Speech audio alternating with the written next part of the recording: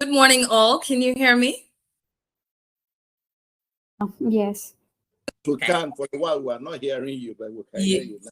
You can hear me now. Thank you. I was just prompted that my mic was muted. So thank you for joining the CEO Drawing Board 6.0. My name is Fumi Bajulaye, and I'm so excited that we were able to come on the call to have an exhilarating time in these times in Africa. You know, I'm borrowing from Mazi's pre-keynote speech where he called it an African economic renaissance. And the reason for which we have come together today is to present again to ourselves the opportunities that we have available in the African economy. So I'm greeting you from the different countries, from the countries and the cities present. Welcome to the CEO Drawing Board 6.0. My name is Fumi Bajulai. I'm first the daughter of the Holy Spirit, which explains how is this little girl doing all these things anyway. I'm the prime ecosystem builder in Africa and a people developer. And firstly, I want to express my deep gratitude to you for taking out the time to attend this webinar on a Wednesday. It's a work day, 10 a.m., and you're here. I do not take that lightly. The webinar today is the beginning of the journey of the webinar, mastermind, and exhibition for the CEO Drawing Board 6.0. So I want to welcome you once again.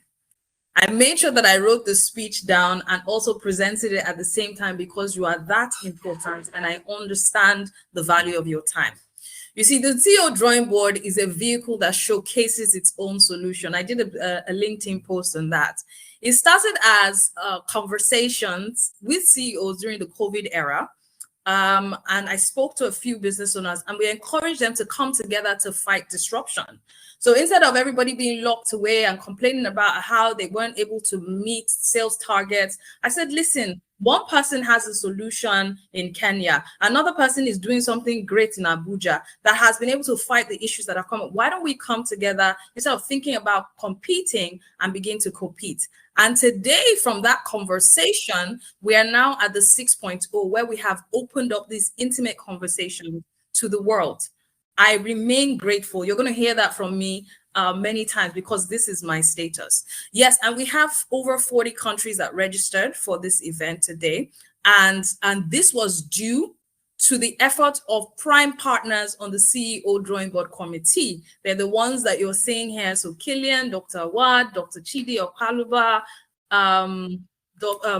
Governor Saze, all the members of the committee, the prime planning, and also our very visionary sponsors, and of course our speakers who have made it priority to be here. Thank you so much. So today, in the words of Standard Chartered, we're going to experience a first of its kind vehicle to have speakers on 10 different time zones who would jointly unravel the opportunities available for all stakeholders in the Franchising for Africa agenda. I am so excited.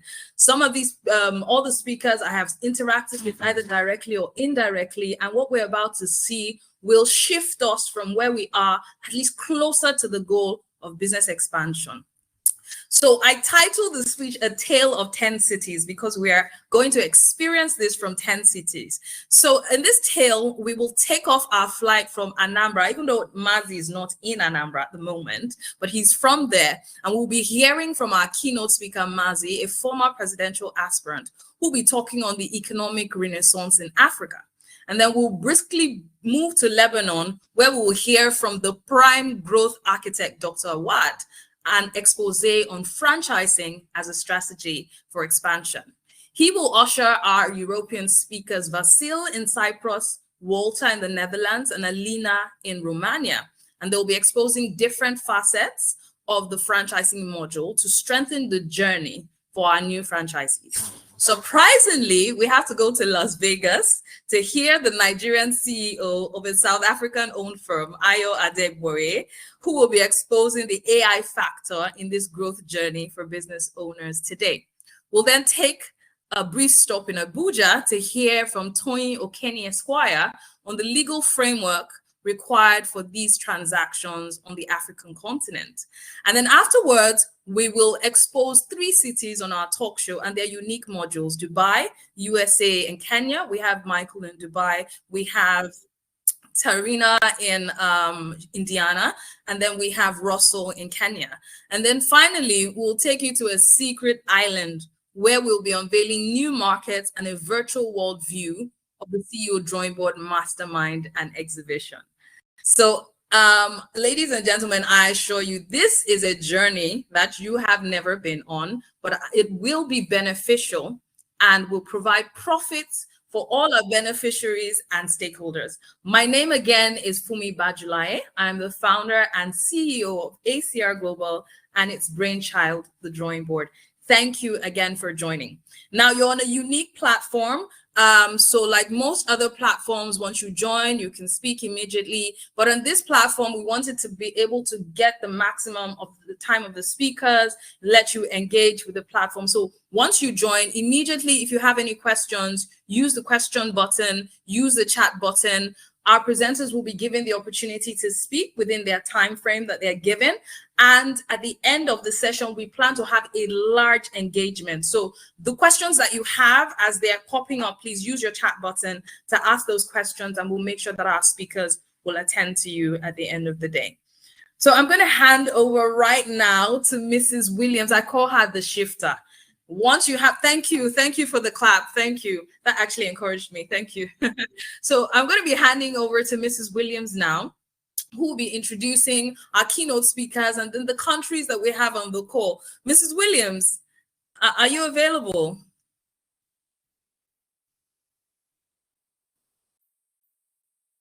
I hope she's not had some network issues.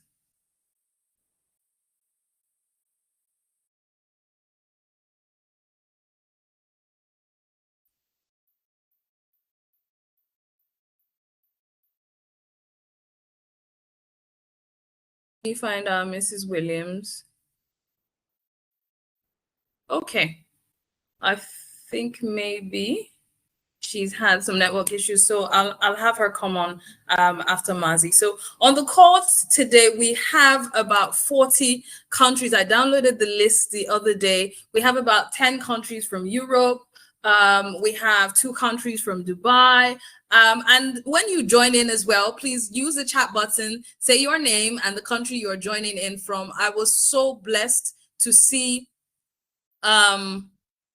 number of people that joined and attended, and we do look forward to the opportunity to give every business owner, every franchisor the goal for which they've joined, and that's the profit goal. So again, we've started out at the webinar today.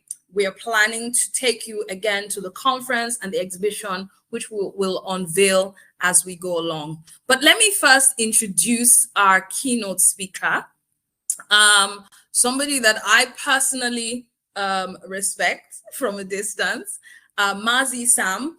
He was a former presidential aspirant and also a former CEO of Nemeth and Pfizer. He's into several entrepreneurial exploits. He's interested in Africa as a polity, because you'll hear that very passionately in his speech.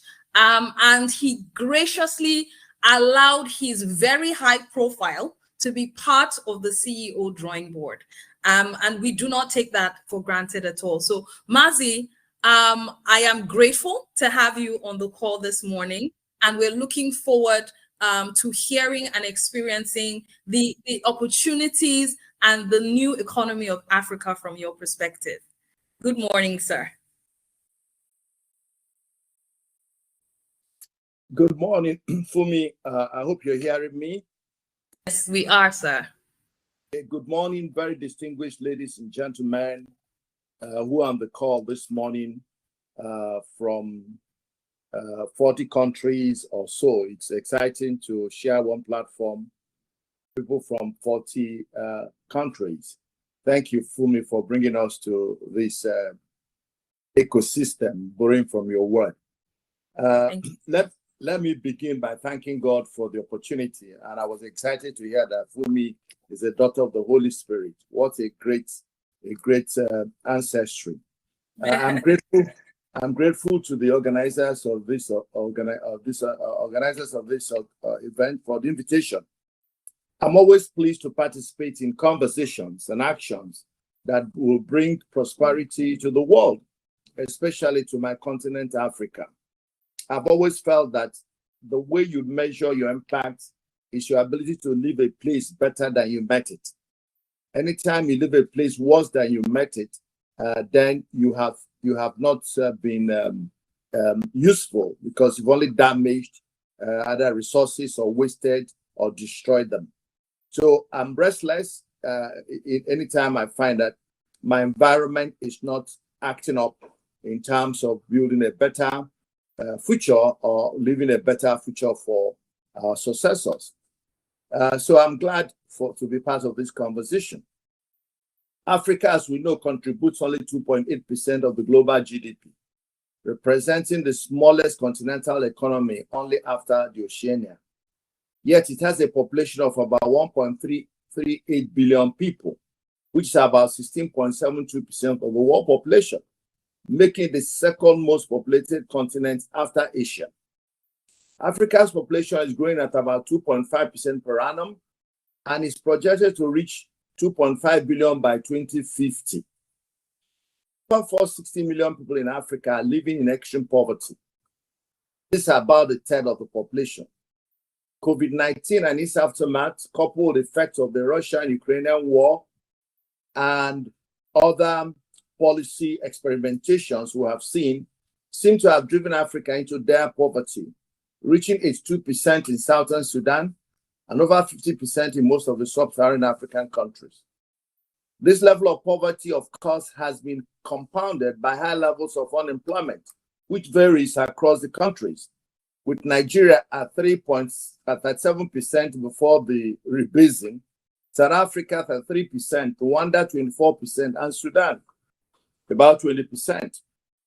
According to the Worldometer, China is contributing 15.12% of global GDP. United States of America 24.08%, Japan 6.02%, Germany 4.56%, India 3.28%, UK 3.26%, France 3.19%, Brazil 2.54%, Italy 2.4%, Canada 2.04%, and Russia 1.95%. These are the 11 biggest economies in the world, and these also control much of global trade and global geopolitics. African continent is not represented at all in this list. People have identified factors that have been responsible for this unsavory situation. They've pointed at colonialism and its aftermath, which seem to make us dependent on other people and help and aid. Some have talked about the nature of our education, which is not entrepreneurially driven, but skewed to service and offering doing white collar job. Some speak about the difficult operating environment that Africa presents in diverse ways, both in terms of its geography, its climate, and then the policies that exist. Many, and including myself, speak about low capital attraction and retention of capital within Africa. And of course, the big elephant is the generally accepted impact of poor governance in the African continent. But I'm pleased to announce to you that despite this, we now have a new crop of thought leaders and nation and business leaders who are prepared to change the story of Africa and its trajectory. These are the ones who have developed their who can do spirit. We know go Greece spirit, the spirit that says, look, I don't care what happened to my grandfather or to my father, but I'm prepared to change the paradigm. I'm prepared to tell a new story. That's where we are. So when you look at the uniqueness of African industrial ecosystems, we can see the great opportunity it presents. It is deriving from what I've just said earlier on, the statistics that I shared. It's not surprising that industrialization is comparatively low in Africa. Indeed, entrepreneurship density in Africa is one of the lowest, despite the fact that we have an ebullient group of people who are willing to work and who are willing to make investments, but they still have issues with understanding how it is done and how it's done rightly. Secondly, most of the industries in Nigeria are highly dependent on imported raw materials. We have chronically refused to develop our raw materials and use them as opportunities to value addition and wealth creation. Thirdly, most African industries are poorly funded due to poor access to appropriate funding in Africa. And where the funding is available at all, it is so expensive with short tenures, making it very difficult for African industries to be profitable. Those of us who watch Nigerian stock market will have seen that in recent times, most of the manufacturing and value-adding companies have been reporting huge losses or significant decline in profit, while all the banks declared huge profits. Some of them are double digits, some 3-digit growth. Deriving from some of the earlier identified factors, African industries seem to be globally uncompetitive, contributing to the high level of import dependence. Now, this, for me, this situation makes Africa a heaven of opportunity. Opportunities, therefore, exist in Africa. They say the country where there are sick people is a good country for the medicine man. That's a proverb in Africa. So, because we have what I have described, surfeit of so many things, we have a heaven of opportunity. We seem to have shortages of virtually everything from food to good governance. Therefore, were it not for the wrong-headed leadership in some of African countries, Africa should be brimming with investors. I believe that investors are critical, local investors, foreign investors. Investors bring in capital, capital creates businesses, programs and projects. Businesses, programs and projects create jobs. Jobs create wealth. Wealth creates prosperity, driving down poverty. So if we ever want to bring poverty to a manageable level, then our focus must be how to attract capital, locally formed capital or foreign derived capital, because that is the critical thing to do. But as of today, Africa is unable to attract reasonable direct foreign investment because of the unattractive operating environment in many nations, because of insecurity. We know that there is policy instability, sometimes poor adherence to law and order, and endemic corruption. These remain very big barriers. Hence, I believe that a great opportunity exists for intra-African trade, intra-African investment.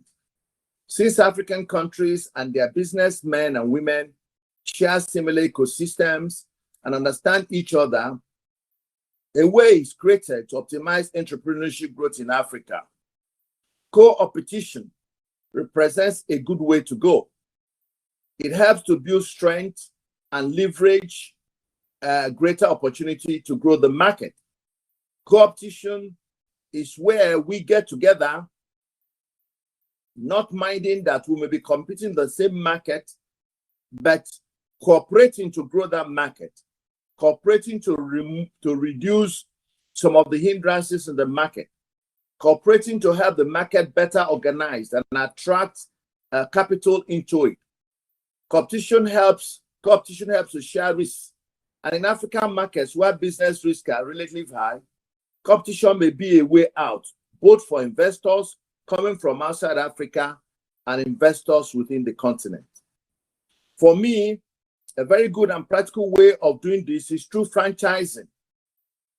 Brand owners can franchise their intellectual property, their technology, systems, and marketing support to partner with companies in other parts of Africa in return for royalties or sale of raw materials and other production or service inputs.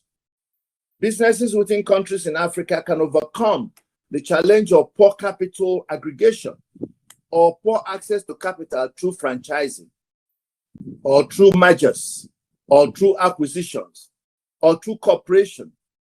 Whatever name you call it, what I think will help us to get the lift is to get together, drop our petty jealousies and petty misunderstanding, and work together to create a bigger market for both the franchisors and the franchisees.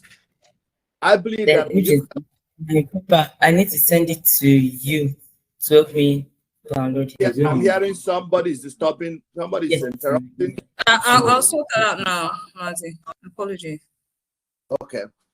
Beyond helping to resolve captain inadequacies, franchising helps to provide trained manpower, ensure technology transfer, and expand labor engagement and reduce unfair market practices. And this can be done through agreements that are pocket friendly, that are capital friendly, and that can enable both symbiotic relationship where both the host and the attached, both of them derive benefits that may not be maximal, but is optimal.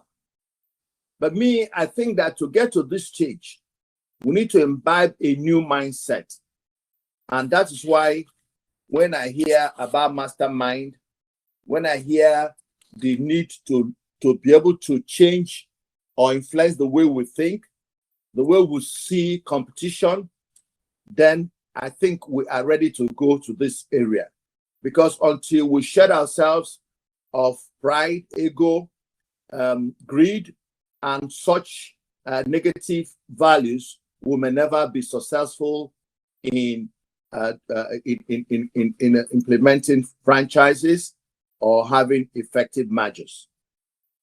Let me conclude because I have a short time for this intervention. It is true that it is comparatively difficult to do business in Africa, but it must also be admitted that a couple of nations have begun to implement bold economic reforms to improve market competitiveness.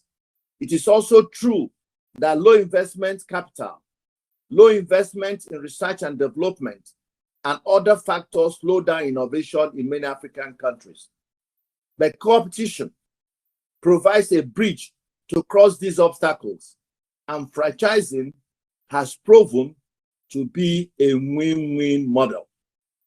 Unfortunately, this model is not being fully optimized, and in some instances, they are poorly executed.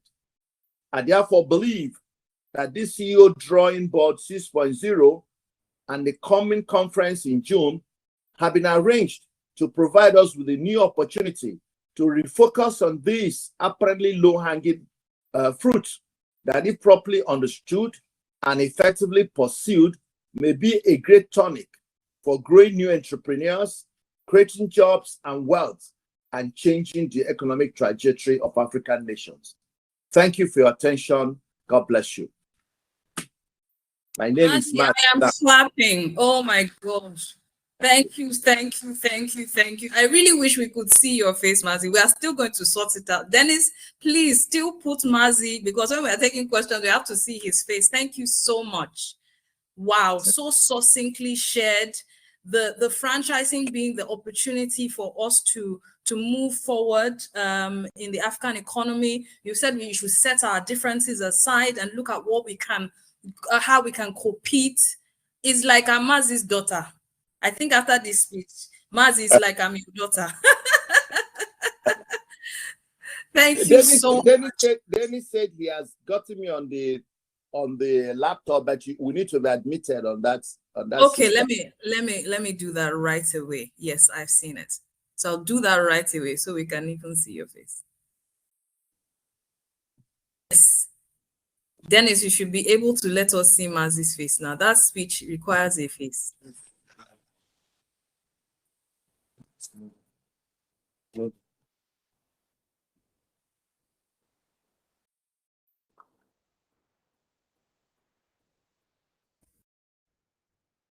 Okay.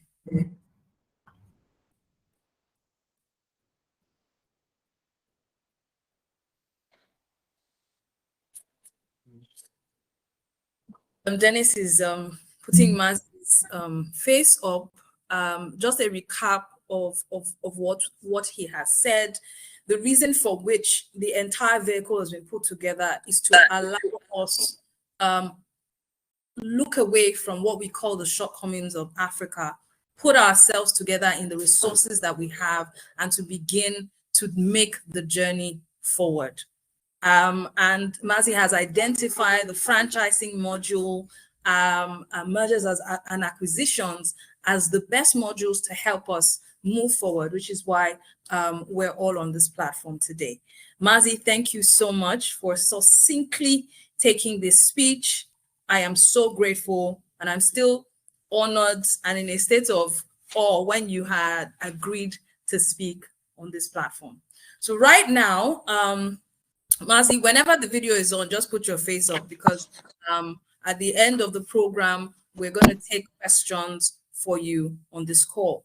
We're going to be handing over, like I said, it's a tale of 10 cities. So we've just finished from Anambra's own Lagos resident Mazi, and we're now moving over to Lebanon to hear from the growth architect, my special friend, Dr. Awad, and he's going to be talking to us now on the franchising modules and the opportunities. Dr. Awad, welcome, and how's Lebanon today? Very hot. Thank you very much for your introduction. Great friend for me. Thank you. So I'll start by sharing do you see the presentation? Yes, we can see it. Great. Okay, so just getting it rolling. Okay, so I'm gonna speak about the strategy. How do you approach franchising, basically, in few words? Okay, so as you have mentioned, I'm board member of the CEO Drawing Board for the 6th board this year, and we are managing this webinar today and the mastermind and exhibition planned for June in Ghana.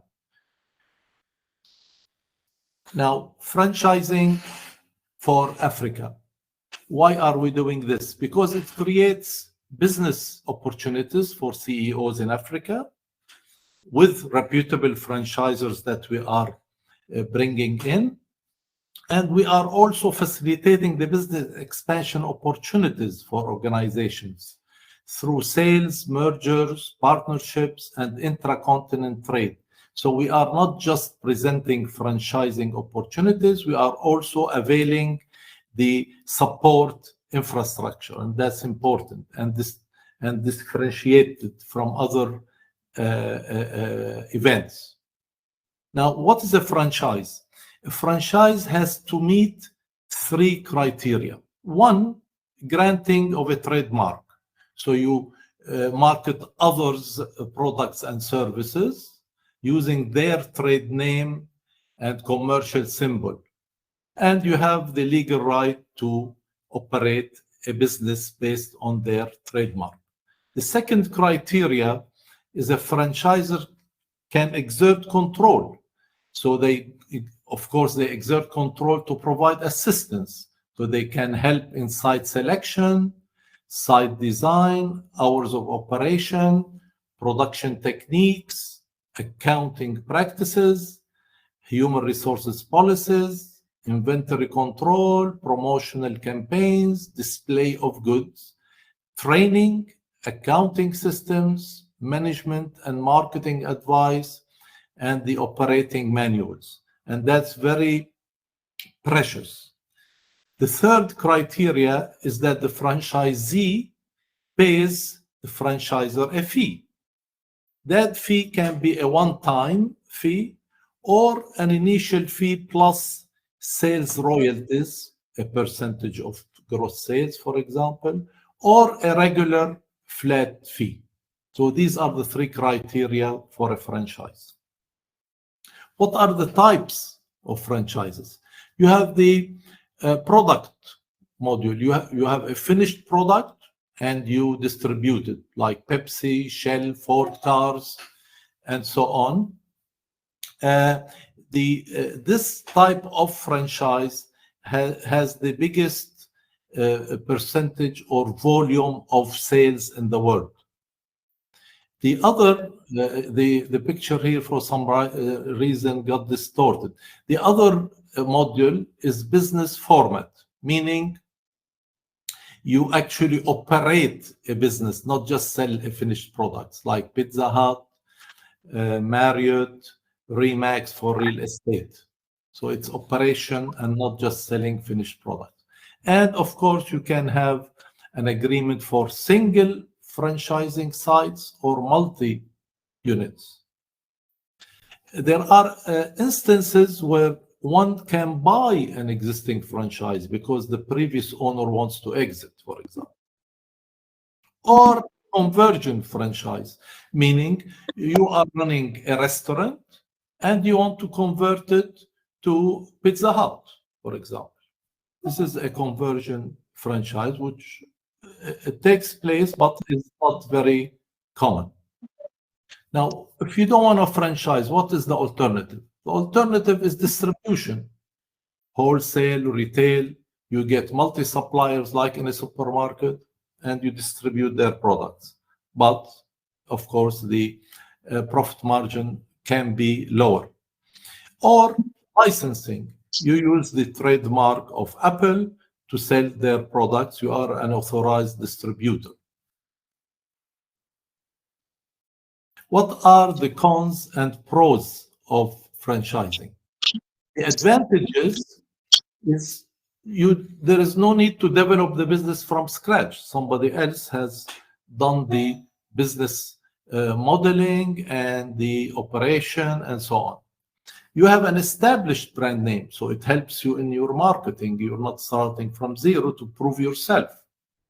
And you have proven products and methods. The products have been there for some time. They are tested quality-wise, and you have methods, established methods of operating a franchise which you can use. And it secures professional support. Because the franchisor is helping you with all accumulated knowledge in order to help you succeed. The disadvantages is that you have limited freedom to act. It can be positive, it can be negative, meaning there are preset procedures, sometimes pricing is fixed, and the allowed territory to operate is limited. Of course, you have to pay fees and royalties. You are dependent on the reputation of the franchisor. If there is a problem somewhere with the franchisor reputation, it can affect your business in another part of the world. And there is the duration and termination aspects, meaning you have invested into and you have to ensure that you will recuperate your investment and that the duration is not so limited. Now, if you once you decide to go onto a franchising journey, first one should research the potential. What business do you want to be in? Does it have a market potential? Sorry, there is interfering voice.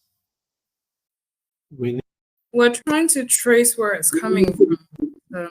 Just try to ignore it first for now. We're trying to trace whose mic that is. Please co-organizers, check your mics if it's on for some reason. Thank you.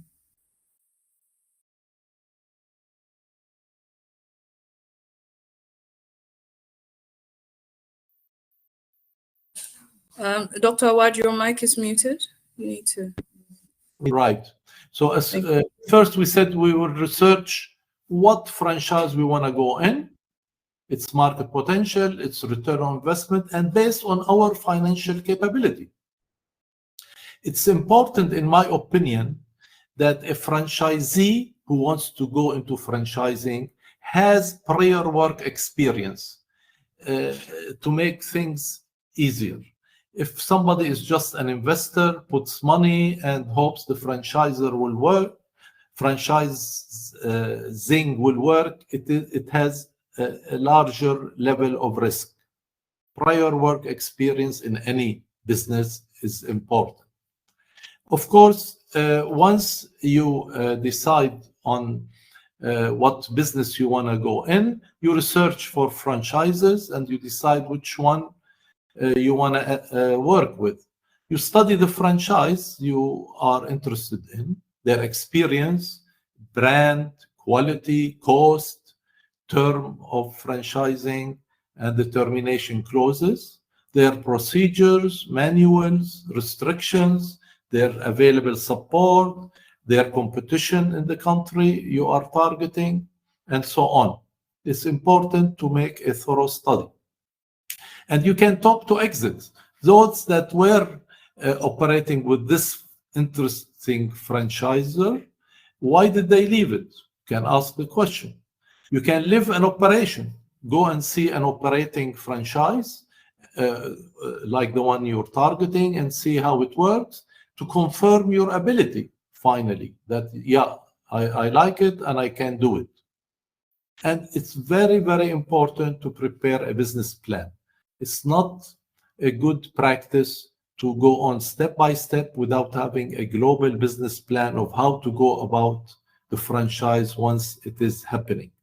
Then you can contract with the franchisor. Now, the contract obviously has to cover providing support. Sometimes the franchisor might offer financing to cover their role in advertising and marketing and the training they can provide. And of course, the franchisee has to commit to expanding the business with the support given to them. Having reached a contract, one can then establish the physical premises, hire and train staff, and then launch the franchise. Finally, I strongly recommend, because of what I have mentioned as steps to go into a franchise, I strongly recommend that a franchisee assigns a project manager for their implementation, because there are so many internal and external aspects to control and manage. And to make it smooth and assured, it's better to have someone in charge. After operation, one can have an advisory council from typical customers to help them get fast feedback on the quality and the service. And one can adhere to franchising associations where they can hear about others' experiences and lessons learned. Thank you. That's all from my side.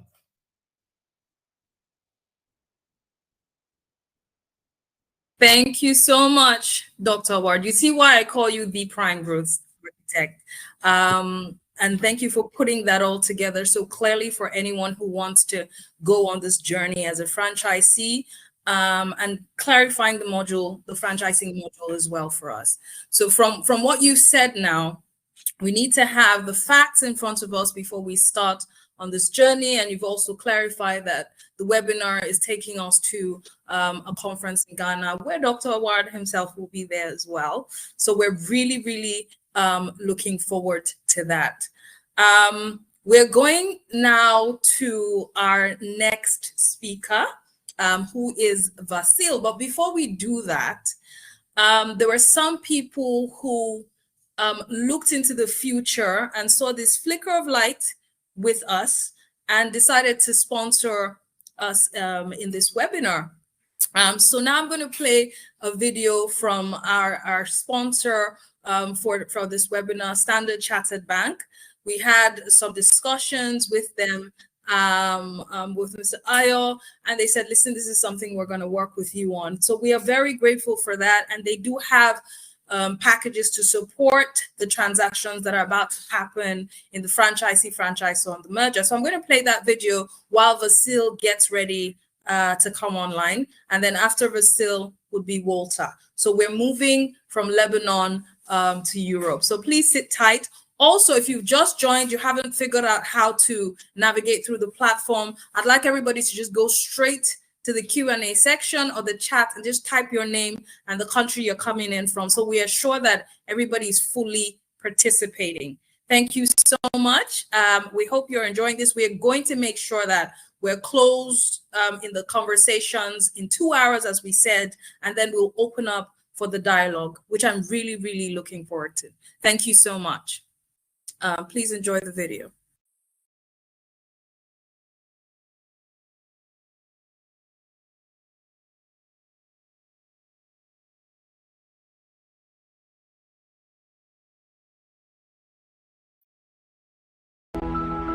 How confident are you that your wealth can meet your future needs and goals?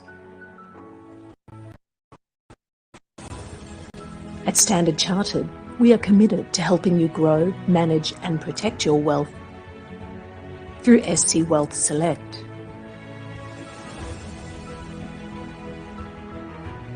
Helping you meet your wealth goals and aspirations today, tomorrow and forever. Today is about ensuring you have the means to meet your needs and lifestyle in the near term. Tomorrow focuses on growing your wealth to meet your longer-term needs and aspirations. And forever, providing legacy planning for generations to come. But achieving this requires careful planning. Are you following these important principles to successfully grow and protect your wealth? SC Wealth Advisors use 5 wealth principles to guide your wealth decisions. Our first principle is discipline. Be sure to create an investment plan and follow it. Stay focused on your investment goals and ignore the noise. Diversification. You can achieve greater stability in your portfolio by diversifying your investments across asset classes, geographies and sectors. Time in the market. Be sure to buy the market with a long-term view, rather than trying to time the market lows and highs. Risk and return. Understand the risks and remember that no investment is worth the risk unless you get a commensurate return. And protection. Protecting your wealth against life's uncertainties brings you peace of mind. With these principles in mind, our wealth advisors follow a comprehensive advisory process that partners with you throughout your wealth journey to achieve your goals. In Showcase, let us show you how SC Wealth Select helps you grow your wealth. Through our diverse intelligence, strong open architecture investment platform and robust portfolio construction process. Through Discover, we want to know you better, to better understand your needs, preferences and life goals. Then we propose. We help you design diversified portfolios tailored for you, leveraging our CIO views to grow, manage and protect your wealth. Through Implement, we help you implement your portfolio seamlessly and transparently. And most importantly, we monitor and review, because it's important to undertake regular health checks of your portfolio. You stay on track to meet your objectives. Wealth expertise to matter. SC Wealth Select. Speak to us today.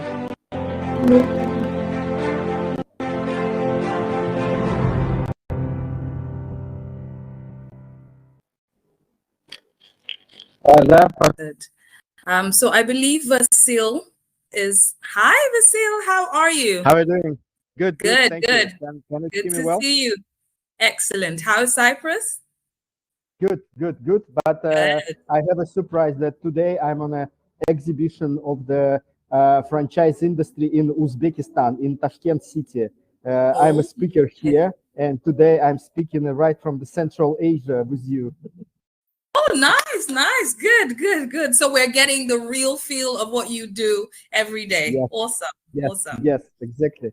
Thank you. All right. Yes, So so the floor is yours. Go ahead. yeah, I would like to explain a few words about our business, what we are doing, and I would like to share main ideas about the points of growth of the franchise industry. And actually, if you don't mind, I will start Yes, I sent and message I will tell Q&A. you a few words about our business, how we perform there, and actually it might help the entrepreneurs enter the franchise Is it industry market Q&A I should better, send or on the chat? we Should I can send make it it. on the So maybe we can ask the participants switch off the microphones and I continue. So the main thing, let me tell you a few words about our company, what we do. We are the #1 franchise marketplace in the world. We perform in a few continents, Let me send including it. Africa. You And have to for use me, it's a great pleasure to say a few words about how we see the potential of Africa in the franchise industry in the following here. decades and how we can work on it. So for me, it is very important that today on our marketplace, it's topfranchise.com, we receive dozens of the requests to buy franchise. Thank you.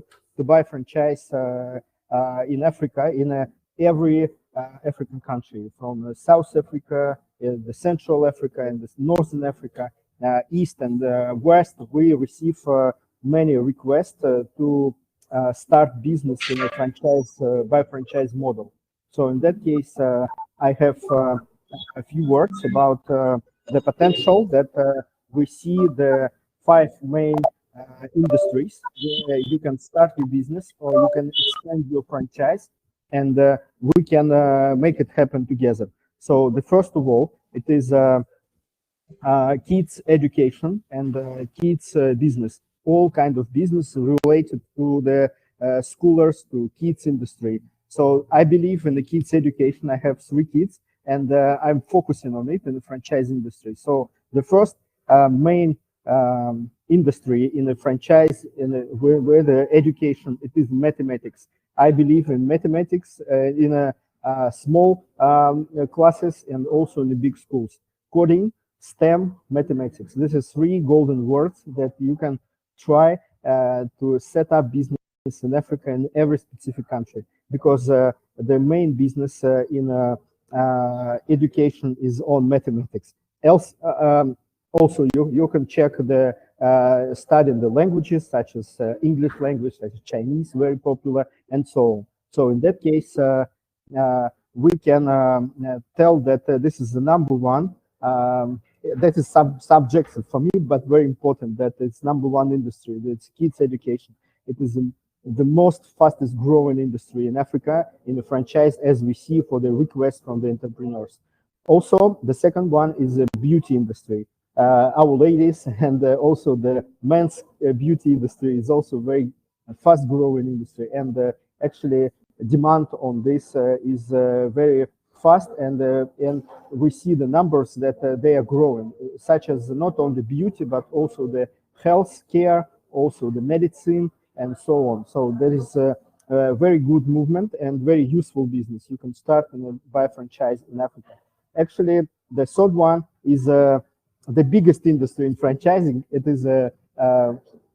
is food and beverage. It's a fast food, it's desserts, it's a restaurants, cafe, and so on. So we see the great potential in delivery still, the fast delivery, the hyper delivery, very fast delivery, that you can start this business, and actually you can see that the many countries and the many industries, they are not even exist in the specific countries, that you can start the famous brand, you can start the new brand in a food industry. And for example, the few cases that we have, it is also bubble tea, it is also the desserts, it's ice cream, so the healthy ice cream, so organic food, it's also growing very fast. And the specific in the food industry, that is, we see that few directions. One is, for example, the halal food. The halal food is growing very fast, and it has a very good conversion in the B2C market. Yes, and even in B2B market. When you say halal food in many countries, you can have a trust. Yes, that people will buy this. You can see in USA, for example, the brand, the name is Halal Guys. They're growing very fast, and in many African countries also you can see this movement. It's also we see that it's very good, it's healthy, and it is um, uh, such as a condition of that business that have a very good conversion. That is the third industry, the food industry. The fourth one, it is retail. You should be aware of retail if you don't mind about the marketplaces like Amazon and so on. But nevertheless, we are all wearing something, we're eating something, and we buy cars, everything. We buy in the retail. So retail, this is one of the main franchise industry that is growing very fast. There is very good brands. It's brands like in the corner stores. It's still growing very fast. We can see it on the numbers on our marketplace. The next one is that we see the all kind of services. For example, cleaning. I'm professional in cleaning. We have the cleaning franchise operating in 4 countries, such as Cyprus, such as Turkey, such as Kazakhstan also, and Spain. And it's a Clean Brothers franchise, and I can see that demand on the residential cleaning is growing very fast, as well as the megapolises and the cities that is very big, population more than 1 million people. And in Africa, there are a lot of the countries and the cities, more than 1 million people.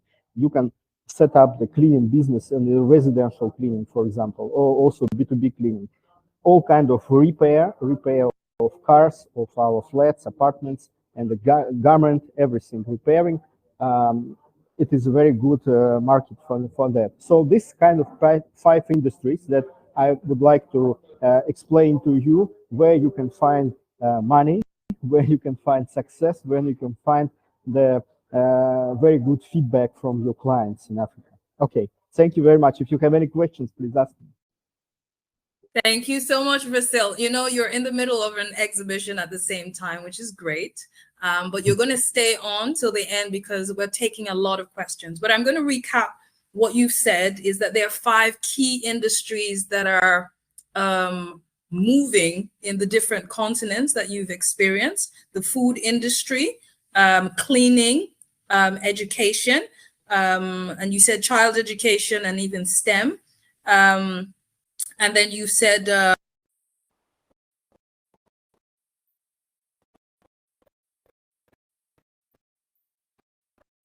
seeing is that bringing this franchises to Africa, we would obviously be able to tweak based on what the continent requires, but definitely every African is going to love food from another continent. So that's really, I'm excited about getting, I think I saw Starbucks on your site, you know, so different countries. That would be exciting to have as a franchise in Africa. Cleaning, definitely. I mean, let's look at what we have available. The exciting part is that whatever we're importing into the country through these transactions will allow the beneficiaries of the continent as well be part of that. So that's really exciting. So yes. Thank you. Yeah, I would like to share the very few my contact details and information about our marketplace that my colleague just sent me. And I will stay with you to answer any questions, okay? This is one of the very good example that we have, that the entrepreneur, she bought this franchise from India, and she's operating. And there is a very good example what exactly in the services, yes, that we have. So in that case, I just want to share my contact details if you will be interested to join our marketplace and to join this franchise industry and activity, that we see the very good potential in Africa, and where all my partners and my colleagues, including Mr. Felix from Netherlands and my colleague Julia, will answer all your questions. And this is my contact details in the LinkedIn and my contact. So that is my pleasure. I would like to say thank you that we can talk today about the potential of Africa and African franchise market. Thank you very much. I'll do you one better, Vasil. We're all coming to your platform. I'll do you one better. Thanks. So everybody on this platform, we're going to, not only are we coming, we're actually interested in bringing the franchisors. So that's not a problem at all. Thank you so much. Very much. Thank you so much. Yes, thank you very much. Take care. Make sure you Bye-bye. pop back on, right? Bye-bye. Thank Yeah, you so bye-bye. much. Thank you. Thank you. Thank you. Take care. Bye-bye. So thank you. And that was Vasil, the owner of Top Franchise, who we're doing a lot of work with to bring in some of the franchises. Subway is one that I'm looking for because I loved eating at Subway in the UK. So if I can have it somewhere in Africa, I'll be super excited. So we're going straight to Walter. Walter in the Netherlands. When I was having a conversation with Walter, he said Netherlands has rain, and they're quite excited about that. So Walter is going to be sharing with us some of the experiences he's had as a franchisor himself on the company Fit 20. Walter, I see you, but your mic is not activated. I hope you're not having any issues.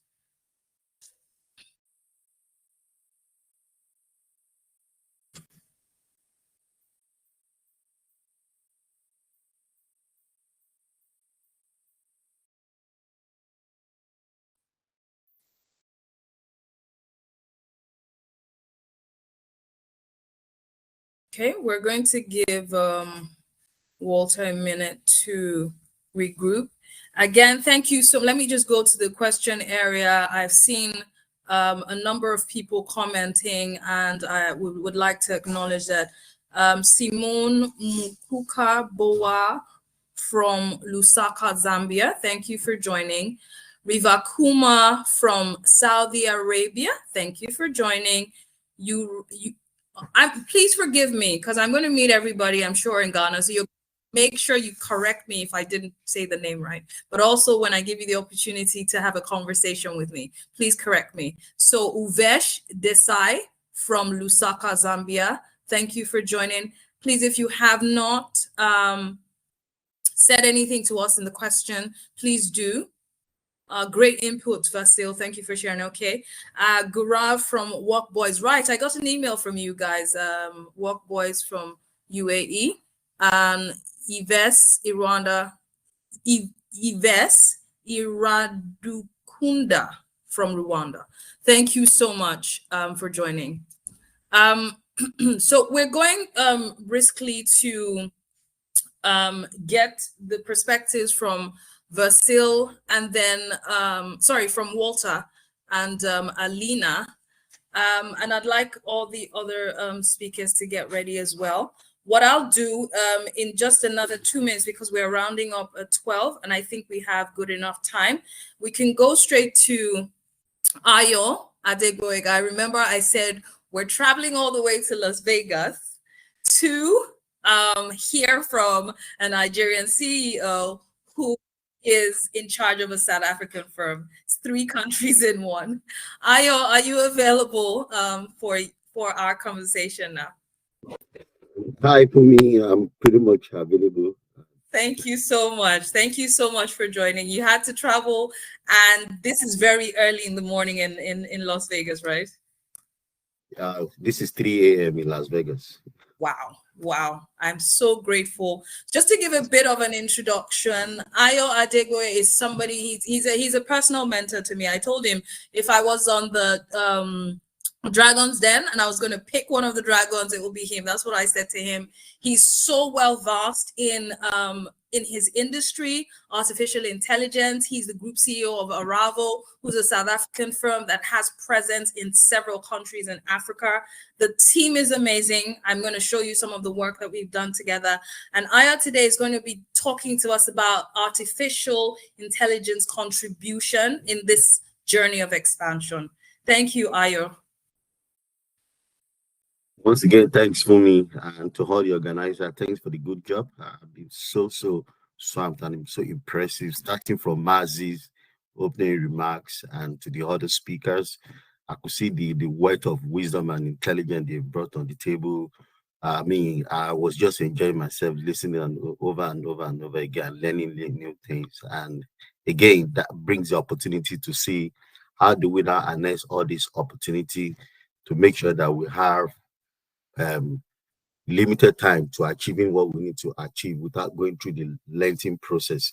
I've heard all the opportunities around the franchising, the franchisor, and all the opportunity around merger and acquisition. And I'm just wondering if Africa can actively trade within ourselves, the next set of billions in dollars actually reside in Africa. But the challenge we have today is that we're not actively trading with ourselves. And again, we've seen all the other continents coming into Africa to cash out overnight. So again, from what Marcy said, that we don't have to be too greedy. We need to be open, and to what the next speaker said, and all the idea of working in silos is now time for us to bury working in silos to see how we could work together to collaborate and to cooperate, like you rightly mentioned. And how do we do this?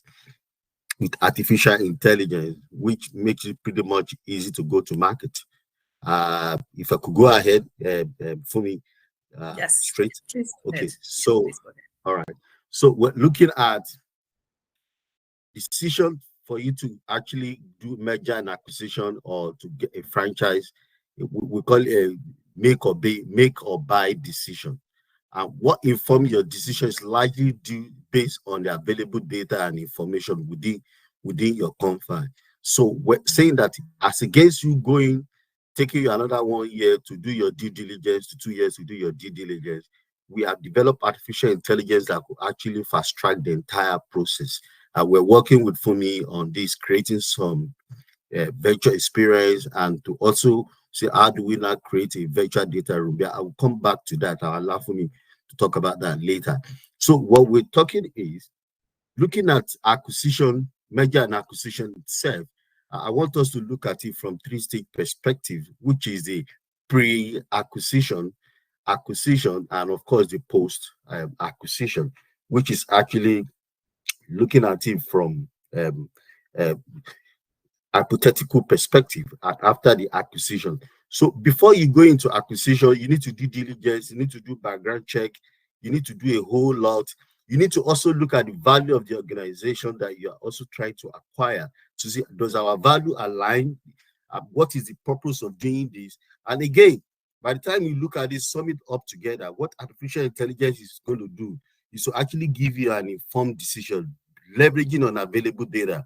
And more often than not, anywhere we have practiced artificial intelligence in different industry, be it medical industry, be it in pharmaceutical industry, even in technology industry, insurance, banking, we realize that the degree of error of artificial intelligence is pretty much lower than human being. That is to say, artificial intelligence is actually more than 90 to 95% more accurate than human being. Again, we've seen this in the case of medical prescription, even in America. We've seen it in case of possible outcome of lawsuits and law cases at times, that artificial intelligence actually predicts much more better than human being. So how do we now go adapt this to merger and acquisition is what we're talking about. So the decision based on the available data is pretty much straightforward to give us informed decision. And the decision and the data we're talking about include we obtaining the data, we explore the data, we prime the data. I mean, in cases we also need to annotate some data as well to actually fit into precisely what we're looking at. So all this happened before the acquisition itself. Now, the acquisition, when the time now comes, we're talking about condition precedent. We're talking about terms and conditions. We're talking about the regulatory authority from different countries and from different entities as it affects the acquisition or the merger, as the case may be. And again, we have artificial intelligence that is proactive enough to get ahead and to also say that these are the typical process. This is the way to go. These are the most likely questions to be asked, and proactively answering the question in advance, such that we limit the time to go to market to nearly probably less than 20% of the time you'll have ordinarily spent without having the artificial intelligence giving you enough data to make informed, translating the data to make for you to make informed decision. So these are during the acquisition or merger itself. Now, the last one is the post-acquisition or post-franchising, as the case may be. From experience, because I've been involved in 2 or 3 merger and acquisition in the past, and the biggest problem with merger and acquisition, you agree with me, are people. And when you talk about people, we talk about vertical integration. And until you get your vertical integration correctly, it will affect your horizontal alignment and your offering at the end of the day. Simply means that when 2 organizations are coming together with 2 different culture, 2 different background, 2 different behavioral pattern, 2 different DNA running in people. So having to bring these people together is a big challenge. Now, let me digress a bit. Looking at the example of what is going on in Nigeria today, and I was analyzing this and I was talking to my team that now the central bank as a regulator is now compelling the bank in Nigeria to come together to recapitalize. We're going to see a couple of acquisitions and mergers within the banking sector in Nigeria. And people are beginning to say, how is it going to look like? I can almost tell you in advance that a bigger bank that will acquire a smaller bank, or whichever way it is, will probably be running on the same core banking application in the first place. So today we probably have about 4 or 5 major core banking applications, which is probably the most expensive investment any bank will make in technology. So, and a bank who is running on FlexCube core banking application will probably look to acquiring another bank running on FlexCube. A bank that is running on Finacle will probably do the same with the bank that is running on Finacle. So technology is beginning to make banks to make informed decision. How do we go? Are we going to merge? Are we going to acquire? Is it a make or buy decision? So technology is now the basis of that decision. Now, having identified the banks that are running the same core banking application with you, which is applicable to different industry. Now, the next question is, what are the available data? How many customers? What are their customer base? What incentive do they offer their customer? What is their retention policy? What is their retention plan? What is the churn policy? So when you look at all of these and the people, you begin to make informed decisions based on other application that's running on the platform. So again, bringing all this together to say that, okay, you know what, hold on, before you make this acquisition, the company you want to acquire is running on this application, is running on this technology, is running on this network, is running on this, is running on this. We can begin to run some due diligence based on artificial intelligence. You see, these are the compatibility. Once you're able to determine the compatibility between the two of you beyond technology, and now I'm coming back to people, which is now going to be the basis of your vertical integration. So the biggest challenge with merger and acquisition, which has always been the vertical integration, and the people and the culture and the behavior, and artificial intelligence will actually go into the future and make some prediction based on behavioral pattern of people and the available data that is available to us for us to analyze within the industry. So looking at this, by the time the merger and acquisition is now done, I'm now talking about, okay, fast forward to the future, again, running on the artificial intelligence, you begin to make it a whole lot of seamless environment, which means the HR is beginning to run an ERP platform that integrates both parties together. When I say both parties, the 2 entities that are coming together as one, to begin to manage the culture of people coming together, to begin to manage entire behavioral pattern of these 2 people together. And until you have this internal alignment, which is the vertical integration, you may not be able to even appeal to the end customers at the end of the day. So these are the role of artificial intelligence coming in. Now, to round off on a quick note, now we looking at customer acquisition, and the primary reason of acquisition is at least for business expansion. How do you now sustain the expansion? How do you sustain the growth? Again, this is where the artificial intelligence also come in to help us in terms of business sustainability and business growth at the end of the day. So putting all this together, the role of artificial intelligence can never be overemphasized in terms of how it helps us to achieve a quicker result, how to help us to do the necessary due diligence, do the proper background check, and of course, to be able to give us informed decision.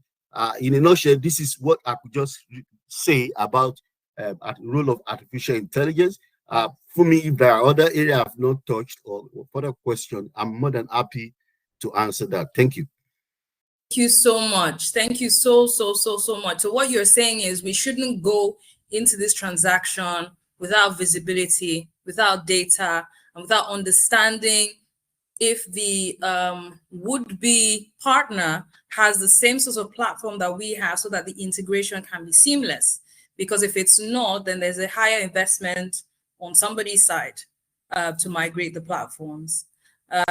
I think that sort of summarizes it, but we actually are going to ask more questions as we go along, because we want the questions to be detailed to the users of the artificial intelligence. For me, approaching your firm to be able to support us in creating a platform that will help us move this organization forward, these conversations forward, and making the conversations translate into a trade platform was the best way to go. And we'll be showing you what we've been able to achieve in such a short period of time. So when I say that Ayo is the person to speak about AI, I'm talking from experience. Thank you so much, sir. So please still stay on the call, because we're taking the questions, and this is to those on the call as well. If you're having questions for the speakers, please type them so you don't forget it. And then at the end of, by 12 o'clock exactly, we'll be taking the conversations, the roundtable conversations. Thank you, Ayo. 3 a.m. from Las Vegas. I am super grateful again. Thank you so much. My pleasure, for me. Thank you. So Alina from Romania, I believe you're ready with your presentation.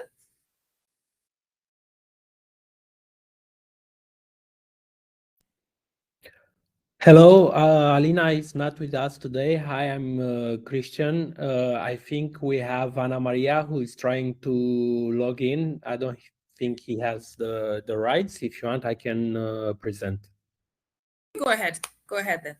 So hi, everybody. I'm really excited to be here. I'm really excited to be in touch. I represent a company called Sophia. For the last 20 years, we are a leader on the Romanian market on home decoration, and we are expanding our franchise. Recently, we started with the United States. We opened our first franchise in the United States in Miami. And we're going to also go to new markets, to the rest of Europe, and why not Africa? So that's why we are really excited and real happy to be on this call. I will share my screen for a couple of minutes, and I will tell you a little bit more about Sophia. So what we represent the best business opportunity for the persons that are interested in home interior design. And what we are mostly specialized in fabrics, textile fabrics, curtains, shears, pillows, everything that's related to dressing your home nicely. Our concept started in 2004, and our founder, Ana Maria, had the desire to create a unique network of franchises, which involves home decorations. And we expanded very, very fast to cover most of the Romania. And currently there are 40 stores. This is our expansion. And can you see my screen? No, sorry. We can see it. We can see the screen. Okay, sorry. I didn't know if you can see my share screen. We can see you and your screen, yes. Okay, so we expanded to 30 stores, which took us, let's say, 15 years for growing half the business, and another 5 years to double our business mostly. And this is what we cover so far. So all the major cities in Romania are covered by at least one of our franchisees. And we are happy to provide them with support from start until they have all the operations in place. Every franchisee has a dedicated person in charge, like a project manager. So we help them set up the shop, set up the business, understand the business better, serve the customers, and also help them in the relationship with the designer, architects, Horeca department, where they deal with hotels and they can have contracts with hotels doing hotel decoration, museums, and everything. So what we offer is a full range of products and services. We start from the house. We can have online consulting. We have a dedicated workshop with more than 50 persons doing custom products, and we also offer maintenance. We have a huge stock of fabrics. We have more than 200,000 linear meters of fabrics on stock. So that's why our production is very fast. And we have more than 170 collections that you can propose to the customer. And yeah, I already mentioned more than 50 qualified tailors are working in our workshops. So this is our showroom. We have two flagships. One is the largest showroom on textile decoration in Romania, which is in the capital of the city in Bucharest.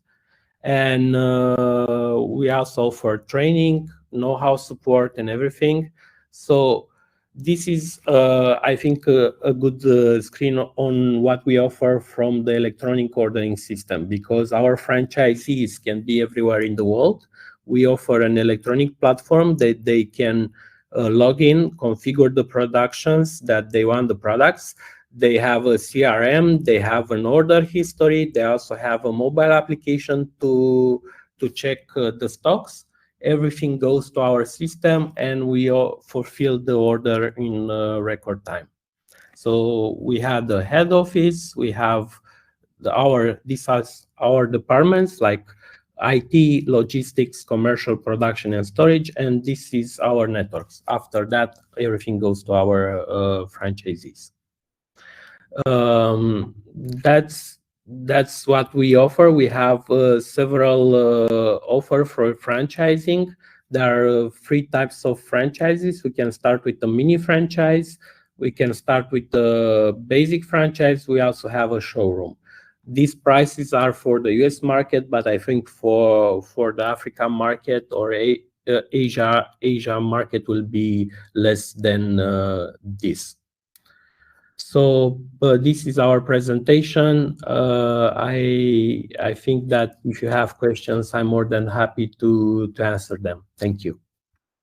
Thank you, Cristiano. So I met with Alina while we were doing the presentation. So quite surprised to see your face, but it's still the same brand. So thank you so much for that presentation. Yeah. I'm sure that we'll have some questions for you at the end, but just to explain, we're putting on some franchises, established franchises, to show you some of the modules that are available to come in to Africa. And so Alina and the Sophia brand are some of the franchisors who are looking to come in Ghana at the conference.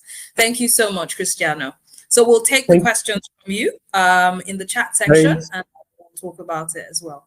Thank you for taking the time. And regards to Alina as well. Hello, ma'am. Can you hear me? Yes. Okay. So this is Yes, my name is Maria. Yes, my name is Anna Maria Georgescu. I'm so happy to be here.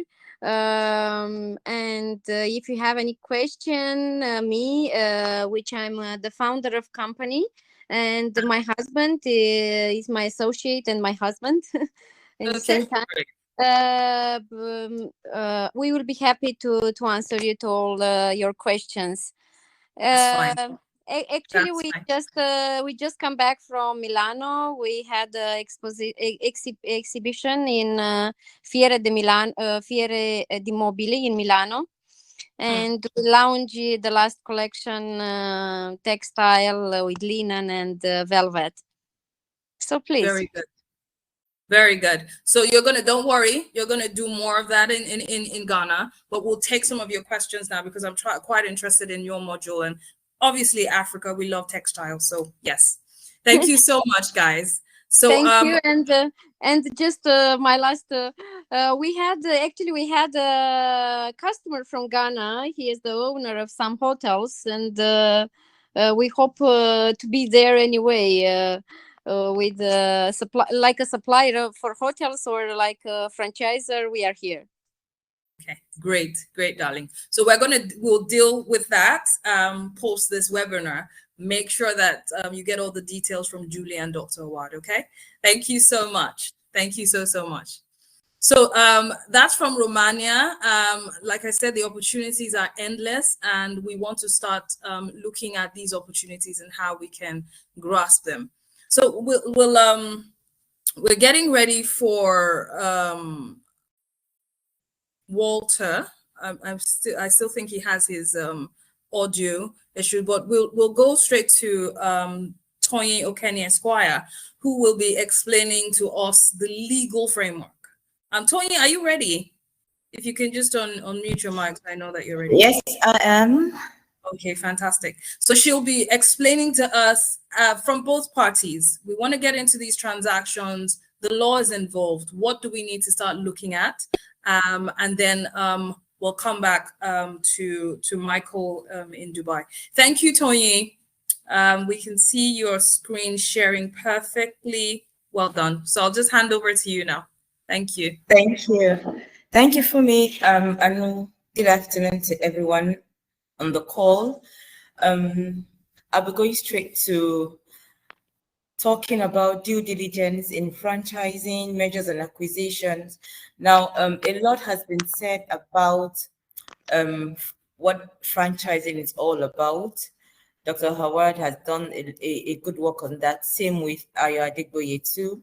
So I'll just do a brief in definition of what a franchise is and what mergers and acquisition is all about, so that we can have a proper understanding. So the law defines franchising as an agreement where a franchisor grants a franchisee the right to use its trademark, its trade name, or its business system in exchange for fees and royalties. So it's a right to sell a company's product in a particular area using that company's name, or it's also a right or license given to an individual or a company to market another company's goods or services in a particular territory. So the franchisee needs the authority or the license of the franchisor to carry out its activities. Meanwhile, on the other hand, a merger occurs where two or more separate business entities or companies combine forces to create a new one.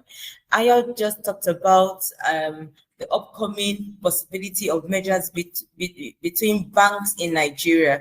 So Bank A merges with Bank B to create a new entity, which will be Bank C. So the rights and liabilities of Bank A and that of Bank B, will come together to form Bank C. But in acquisition is where a company, a bigger or a larger company, takes over or buys over the shares, liabilities, and interest of another company. So that is an acquisition. So merger is quite different from acquisition, and it's quite different from franchising also. Now that we have a better understanding of what franchising is all about, what merger is all about, and what acquisition is all about, I would like to talk briefly about the regulatory bodies that oversee these relationships or transactions. So there are laws or a combination of laws that govern, the legal relationship between in a franchise relationship or transaction or in merger and acquisition. Many jurisdictions have well-developed, laws, like the European Union Commission with regulation. In China, we have such regulatory laws and bodies. We have such in Canada, in USA. But in countries or continents that don't have specific laws that regulate the franchise relationship or mergers and acquisitions, and you relate with a group or combination of laws. Well, that is where there are no specific laws regulating the relationship you are seeking to go into. So in that case, then you deal with company law, you deal with international laws, you deal with laws that will regulate import and exportation, you deal with contract, the law of contract that will regulate the rights and duties and liabilities of the parties coming together either in a franchise relationship or in a merger and acquisition. Now, I will talk about due diligence. What is due diligence? From the point or from the time that the parties have agreed to go into a relationship, then due diligence must begin. Who is due to? I would explain what due diligence is all about. It is a process, a painstaking process carried out by the parties coming into an agreement to make sure that they are well informed about their rights, their liabilities, and what they have to gain in the relationship. It is carried out, for potential investment. It is a crucial process for a prospective investor. It's primarily because it ensures that the investor will be protected and secured regarding the performance and income of the investment. Moreover, it is important. It is an important process that will grant the prospective investor, where it has to do with franchise, the enough background information of the franchise operation. It is the process of painstakingly assessing the risk and opportunities that are involved in the franchise or in the merger and acquisition transaction. So in summary, due diligence is making sure you are ticking each button or each box that you need to go through to be sure that you are making the right decision. So whose responsibility is it to undertake due diligence? I'm going to separate, at this point, I'm going to separate due diligence in a franchise relationship from due diligence in merger and acquisition. So where you're dealing with a franchise transaction, it is the responsibility of the franchisee to undertake due diligence.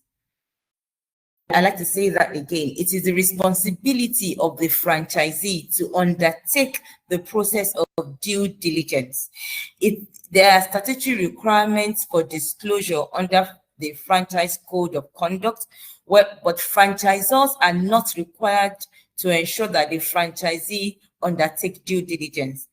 Now, it is the franchisee that takes up that responsibility because he is the one committing himself into a relationship and not the franchisor. Where does the franchisee need to pay attention to? He needs to pay attention to certain documentations. That is the franchise agreement, the data transfer agreement, agreements with the suppliers of the original franchisor. He needs to pay attention to financial agreements on loan agreements or both. He needs to also pay attention to agreements to supply of raw materials, because in the case of a franchise relationship, the franchisee depends solely on the modus operandi of the franchisor. So he needs to pay attention to agreements to supply of raw materials also. And then he needs to pay attention to real estate agreements, agreements with government agencies, agreements with collateral and security agencies also. But in the case of a merger and acquisition, due diligence is a little bit different, because in mergers and acquisition, the primary goal is to ensure that companies are making the best decision to maximize chances of adding more value in the case of a merger and acquisition. So in carrying out the process of due diligence, you need to painstakingly pay attention to tax. So there's tax due diligence, there's the legal due diligence, there is the financial due diligence, there is the operational due diligence, there is information technology due diligence. These are areas that the companies coming together to form the merger, or the company that is acquiring another company needs to painstakingly pay attention to. Now, there are two types of cost of due diligence. Due diligence does attract a cost. There are basically two types. There is the hard cost that has to do with cash outlays, it requires an investment of time and payment of money. That is the hard cost to properly go about the process of due diligence. So you pay for research, you pay for information, you pay for professional services, all that come under the hard cost. And then there is the second type of cost, and that is the soft cost. This comes or is borne by the franchisee in a franchise transaction, or is borne by the in a merger and acquisition, the company that is acquiring the other one, the acquisitor, is the one that normally bears this soft cost. So it is the cost of the franchisee time or the acquisitor's time, and it is usually better prepared or more experienced to undertake this cost when you are going into a franchise agreement or a merger and an acquisition transaction. So in summary, before you embark into the journey of franchising, or before you merge two or three companies together, or before a particular company acquires the rights, liabilities of another company, it is a basic requirement that all parties involved carry out due diligence in order to properly ascertain and know the pros and cons of the transactions they are going into. Don't forget that any of these relationships are contractual and they're binding in law, and there must be a consensus addendum for the parties to successfully go into a franchise agreement or a merger and acquisition transaction. So in conclusion, I would say that due diligence is a prerequisite. It is a prerequisite part of the transaction that must be undertaken before the contracting parties enter or go into any contract. Thank you very much. I'm available for any question and answer. And at this point, I'd like to hand over back to Fumi. Thank you. Spoken like the law herself, the addendum. Okay, so we're getting some thumbs up and some claps. Definitely, I'm sure questions are coming in your direction. Thank you so much, Tony Okeni of Okeni Chambers, and she's also our legal counsel. So thank you so much. So that's to give us a lot of information. We're not just saying, okay, there's a franchisor, they look really nice from Romania, or they look really nice from Cyprus. We're going to do the due diligence on both parties to make sure that everybody is happy at the end of the day. Mazi, are we still doing okay? Am I still your daughter? Is Mazi on the call?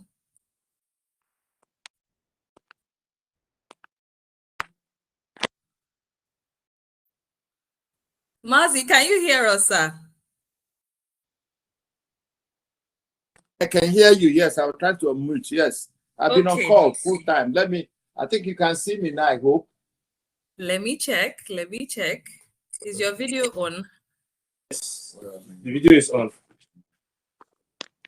Okay, we're not. Hold on, let me check if Mazi is somewhere else. No, we haven't seen Mazi. If you're using a Mac, an Apple, you may have to enable your some settings. It's usually complex. So if you're using an Apple, just say. There we go. Killian is speaking. So Mazi, please continue, because we need to see your face at some point. But we want to go straight into something that is very important for us to show you. And like I mentioned, our partner Aravo and Ayo helped us create this platform, which will be beyond, a webinar like this, you have questions.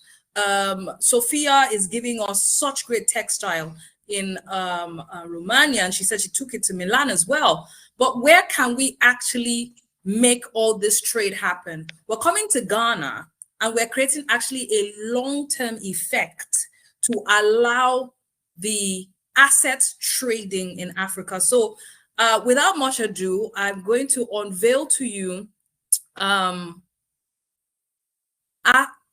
Africa's first platform. I feel like I need a drum roll. Okay, can you see the screen, please? Is it me? Okay, you're sharing it. Okay. Yes. Can you see the screen that we're sharing, sir? Yes, I am. Okay, so this is what we've created in partnership with the Arrival team, and this is Africa's #1 asset acquisition market. I'm clapping because even when I saw it, I was clapping myself. So we've worked with the Arrival team to create this platform where all these opportunities can continue beyond the conversations. So Michael, you're going to once you're coming to Ghana, we're going to put your franchise on this platform so everybody in the African continent can trade. Beyond that, we also got information from different business owners in Africa who had property, assets, and businesses for sale. This information is also available on this platform. It's a subscription-only platform, but once you are on, you get the opportunity to have access to the franchising, the assets that we have available, and indeed the support that you will require to make these transactions happen. So there's M&A advisory, there's legal funding that you will require for these transactions. We have branding support, insurance, and also wealth management solutions by our partners, Standard Chartered as well. So we're really excited to showcase what we've achieved. We said that the Business Expansion Shop is the home to investors, asset traders, franchising stakeholders who seek to acquire unique assets, value, and solutions for portfolio and business expansion. We're pleased to be the #1 asset acquisition market for the top 1% in Africa who are interested in market growth, asset transfer, and asset acquisition. So right now on the platform, we have some unique assets available. Yes, we have a plane. We have some estates available in different parts of Africa.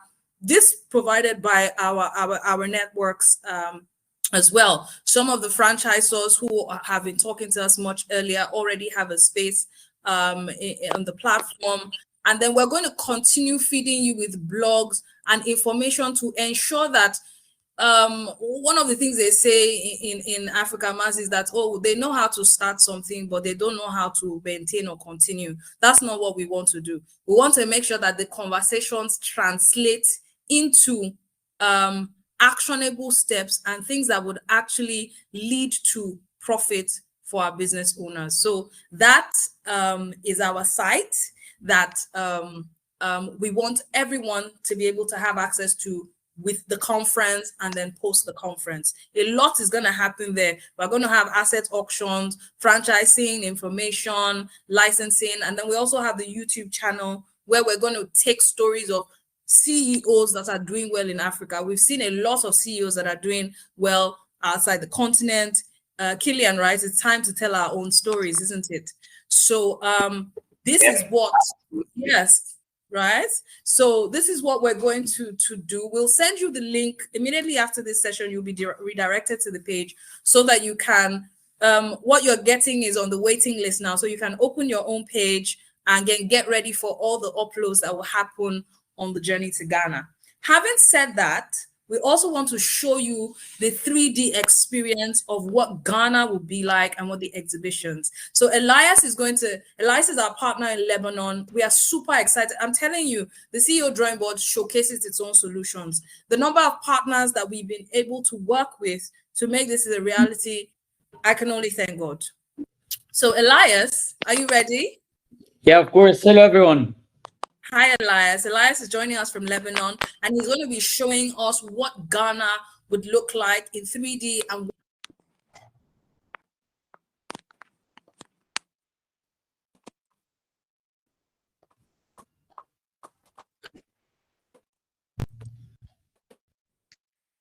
video is not on, Elias, so we are not seeing your face. Yes. Hello, everyone. How are you? All going well? Yes, everything is well. We're doing good. We're finally here, almost at the end of the session, but well done.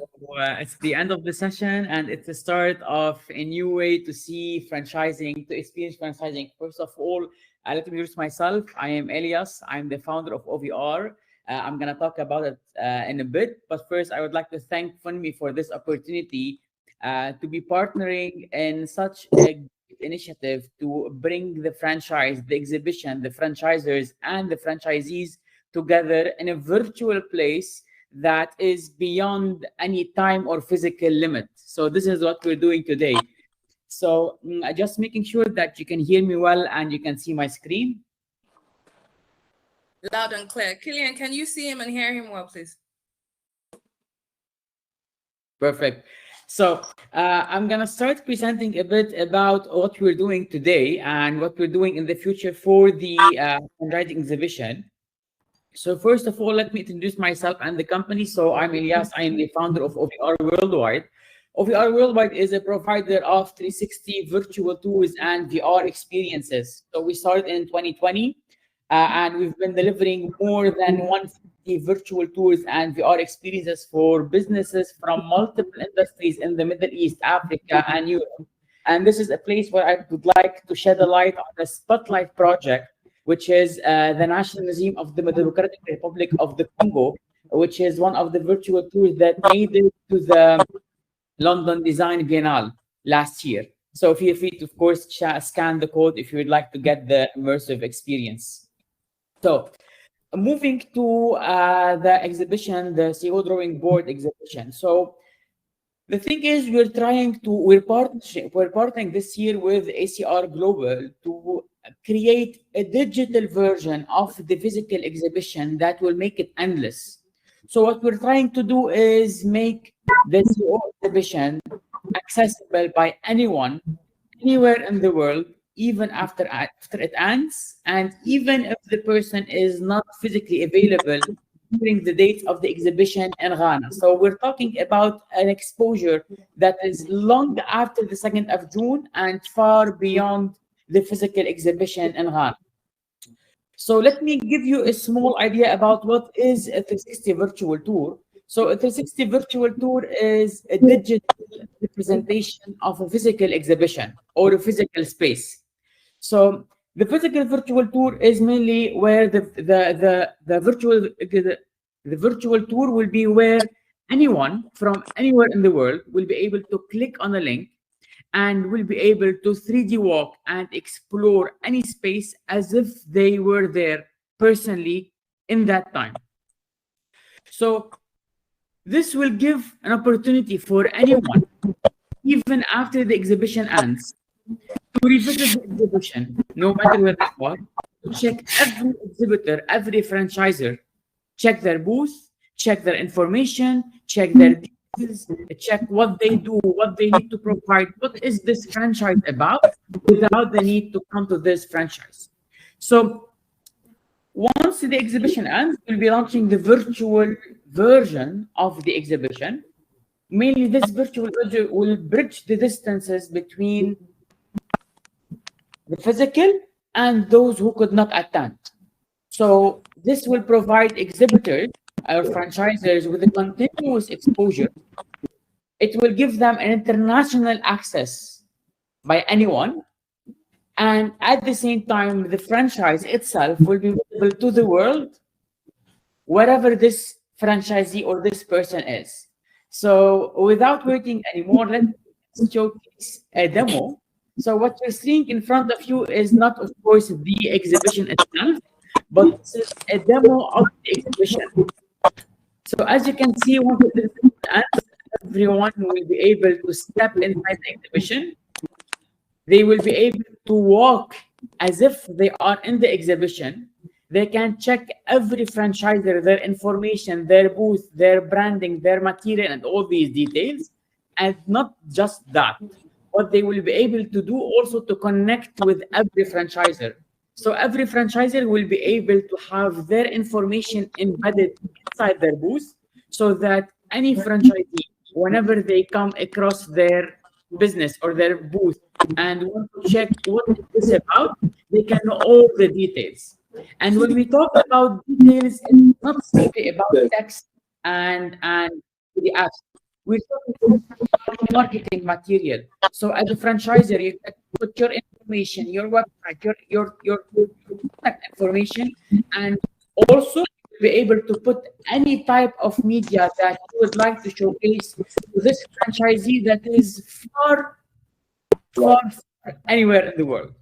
So this is mainly what we're trying to do. So this will version of the exhibition will go live following the exhibition. Sorry, Elias. Just 1 second. It seems like there's an interference. I'm not sure if it's your internet or there's an interference. I think there's someone with the mic on. Okay, I'll sort this out. Please go ahead. So this is mainly the virtual version, and of course, for those franchises who, I think it's AG. So of course, for all franchisers that could not or will not be able to make it to the physical exhibition and exhibit their franchise, what we do have is something called virtual franchiser. So anyone will be able to post information about their details in this exhibition, even if they do not have a booth. So this is something that we will call a virtual franchiser. So this is where they put their information, their contact details, and of course, any type of media. So now this is mainly about the franchising exhibition, the CEO Drawing Board 6.0, which will happen in June. Now, moving to another part of this tool and technology, of course, here we're gonna go over, as I mentioned, we have the information about the exhibitors. They can post all the details. Now, moving to the franchisers themselves. In this world, it is all about immersing people.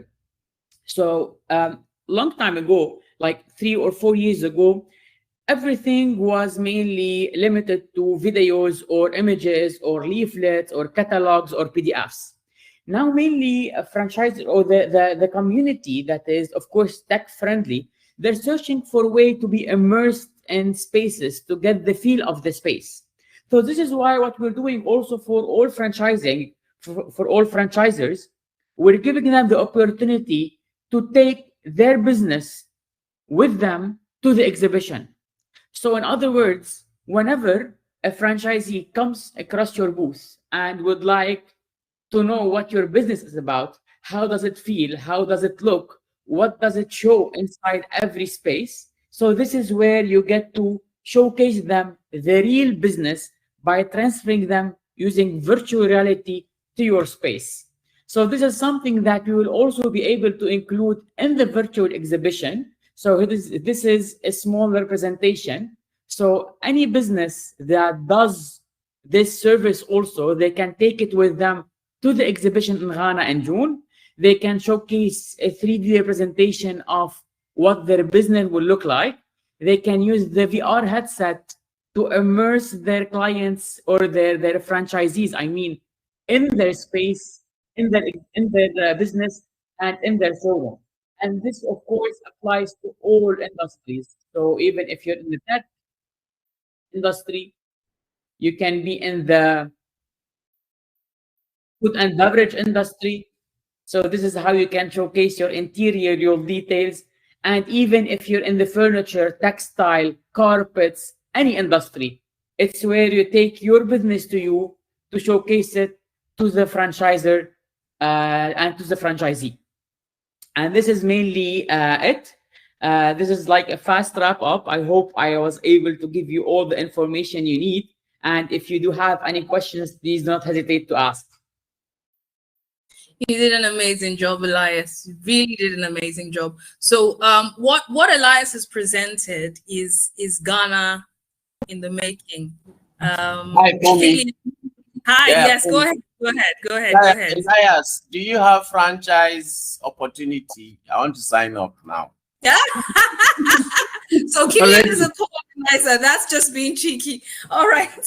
So because I have a bunch of I take part in loads and loads of events, and at times you might be attending an event in Nairobi and there's a similar event you would have loved to be in South Africa. I mean, Elias, we should talk. I see an angle here that you didn't mention, but it's very interesting angle. Yeah, I'm sure you're looking at B2B, but I'm actually seeing B2C at the very HNI level. So that's fine. Elias is going to send you right back to me, so you better be talking to me. But what Elias has presented now, once we finish the conference, the page will redirect you to the site I've just unveiled to you, and that's the African Assets ACQ.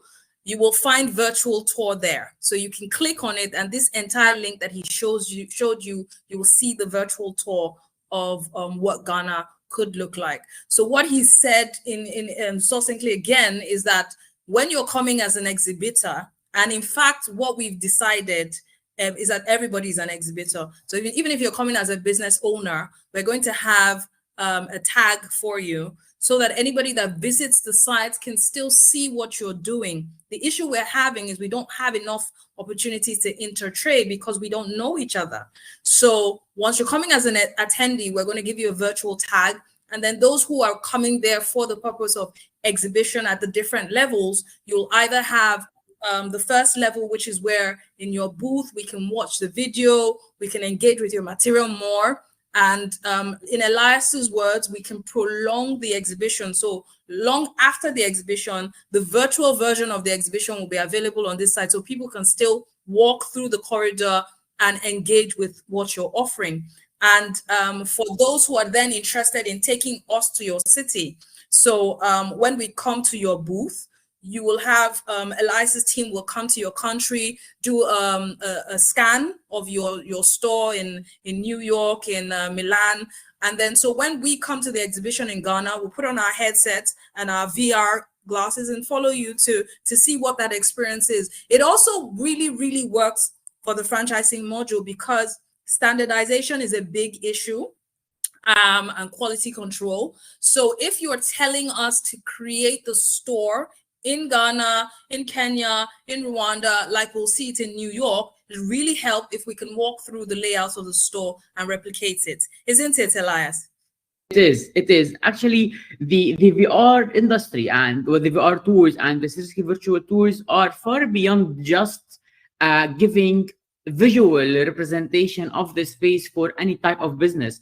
It also helps in many other dissection or parts of the franchising, from quality checks, from making sure that the team that is implementing the franchise, they have a very good understanding of the business, the layout, the interior, without the need to take the plane and just go there physically and visit the business in person in their origin. Okay. All right. Really great. So we're really, really looking forward to Ghana, really. We're inviting Michael now. He's going to talk a bit about how to transform your business into a franchise.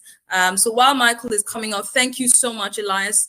We're going to take more questions from everyone, and I want to make sure we do that from 12:05 as we planned. So Michael, I'm putting you up now, but Mazi, can we hear your voice and see your video from that platform? I want to hear your voice so I know where to identify your video from. My voice is here. The video is still a problem. Huh? Okay. Are you So this seeing is- anything? I saw myself. He said he saw himself, but maybe the video doesn't want to show me. This video has to show Mazi.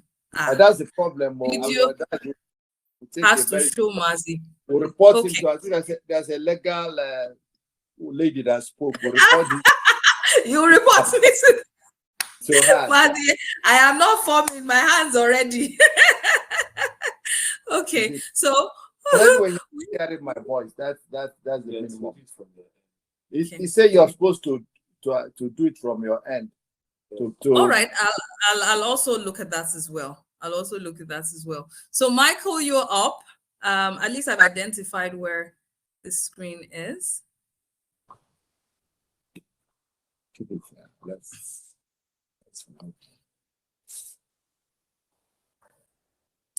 Michael, can you hear us?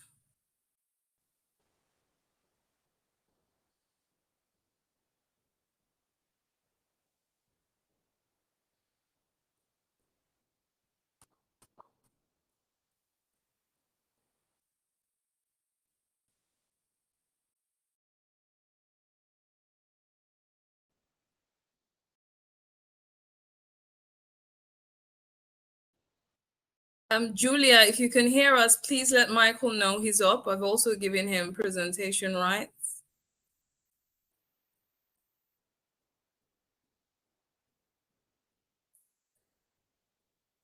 Okay. All right. I'll just take another thank you video from our sponsors. The videos really look nice. Again, thanking Standard Chartered for believing in us on this journey. This video is literally 1 minute, so give Michael enough time to put his mic on. Thank you. What does that mean to you? Exclusive invitations to previews and lifestyle events?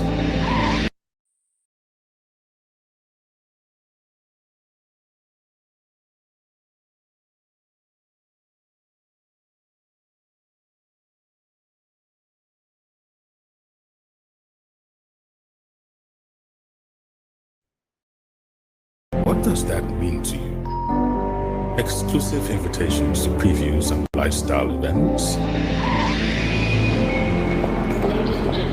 Hundreds of discounts and offers in top travel destinations. Unlimited access to over 850 lounges globally for you and the guests. A credit card with elite privileges. An exclusive Visa Infinite debit card with unique benefits like access premium offers from carefully selected partners and free worldwide medical and legal advice. Standard Chartered Priority Banking gives you personalized advice through investment advisors on different kinds of investments. Now, that's priority. Enter our world of exclusive privileges. Join Standard Chartered Priority Banking today, putting you and your priorities first. Hi, everyone. Hello, Michael. Good to finally hi. see. Finally.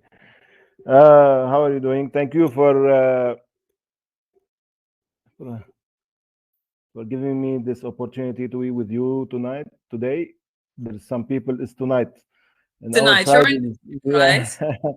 So my name is Michael Dager. I'm holding international business consultant from Canada. I'm the owner of Easy Life and Consultancy in UAE. We are specialized in providing comprehensive consultancy services, feasibility study, and marketing for business owner aiming to expand their franchise venture in UAE. With a focus on meticulous analysis and strategic planning, we offer tailored solutions to optimize success and mitigate risk in the dynamic market in UAE and all over the world even. So how we spread, or if you want, how we transfer any small business into a franchise. For sure, there is many steps that we need to follow. First, we need to go to study, we need to make the plan, we need to then execute this plan. While studying, a close feasibility study will be done to reveal and clarify your next step, how it will be, and where you must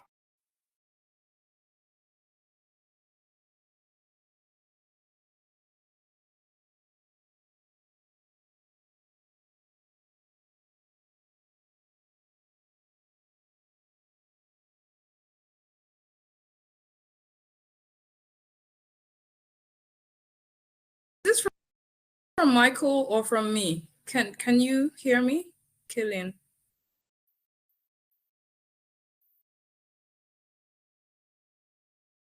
Michael. Can you hear me? We can hear you. Okay, so it's from Michael then. Seems so. Right. Okay.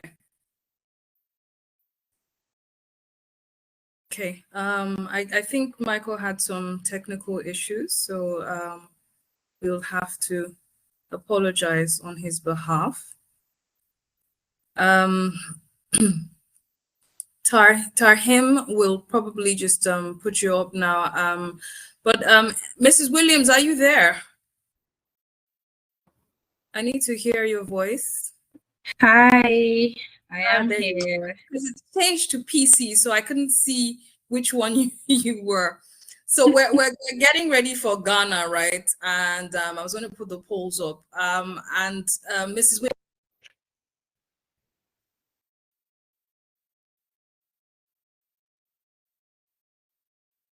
and she's on the logistics team for Ghana Experience. So what are we coming to do in Ghana, Mrs. Williams? Okay, I wanted to turn on my camera. All right, great. So thank you so much for having me here, Fumi, and thank you to all the speakers that we've had so far. It's been such a packed meeting, a lot of information, knowledge has been shared, and this can only give you, I mean, if this session today has been this powerful, this impactful, this knowledgeable, right? You can only imagine how it will be when all of us are gathered together in one location. And the essence of Ghana is for us to have both our franchisees and the franchisors in one location where you're able to interact, where you're able to get a more closer opportunity, rather, to actually learn what this company is about, learn how you can actually merge with these companies, learn how you can partner with these companies. And like Ayo had mentioned earlier, one very key takeaway from today's session is to know that there's a lot of money, a lot of billions of dollars that are already sitting here in Africa, and that is what we want to achieve in Ghana, where you're able to see where these opportunities are, and immediately from that meeting, right, take advantage of them. You will be able to sign up franchises at that meeting, and pretty much from there, just expand your business into other countries. So that's basically what Ghana is all about. We're going to have exhibition stands. We've had the opportunity to see what it would look like visually, right? We also had an opportunity to hear from some of the people that would be at Ghana, right? And we're going to have many more people there, beyond the speakers that we've heard today. So Ghana is something that I don't think anybody wants to miss, both those that are here and those that will be watching this webinar afterwards. There's actually so much, so much that we have ready for everyone that is going to be attending. I'm super excited, and I know that what we want is that everybody comes away from there having made more profit and expanded their businesses beyond at least one border. Killian, what work are we doing in terms of making this transaction easy for everyone, and in terms of the sponsorships that we have available? What are we doing in Ghana in that regard?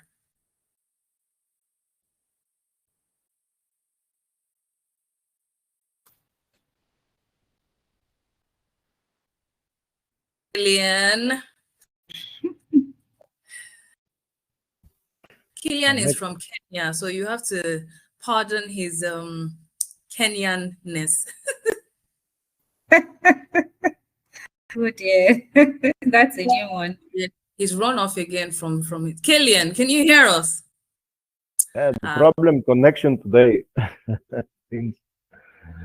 Okay, Michael, you're back? Yes, I'm here. Okay.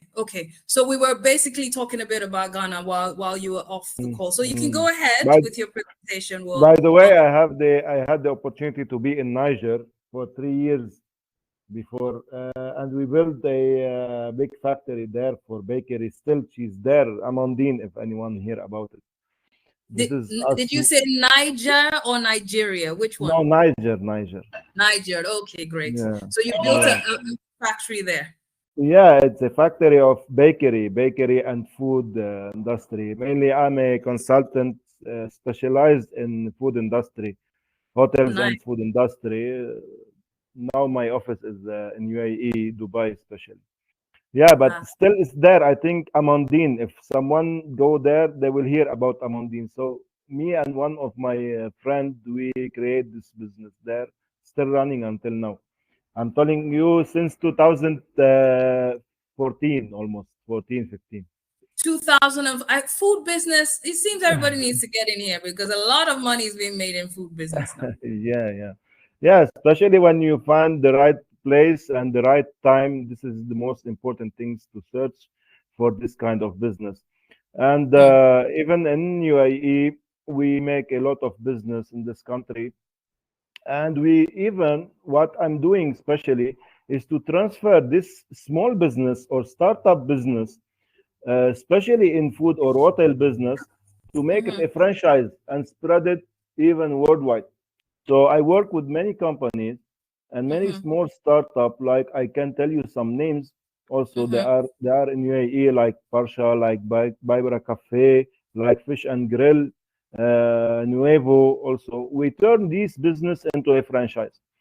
To turn a business into franchise, there is a process for sure that could go in three. I make it in three steps. We build the concept again from scratch. We manage this concept and we do it in the right way, marketing according to all the things that we can find in each country, because each country have a potential in many things, and in UAE they give you a lot of potentials, especially in marketing, where they include and integrate the artificial intelligence. They include the technology in the marketing, even in a very good, very high level.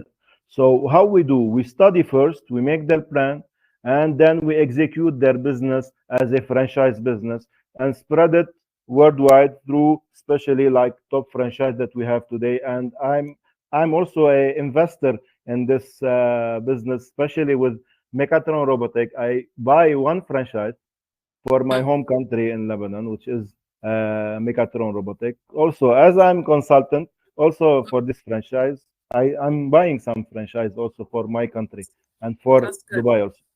Yeah, so to turn a business into franchise, there is a process for sure. They need to go to consultant person like our office, and we turn any business worldwide, anywhere in the world, we can turn it into a franchise business, especially small business. We work on it in a very professional way to make it as a franchise business, which is very easy for him to be everywhere.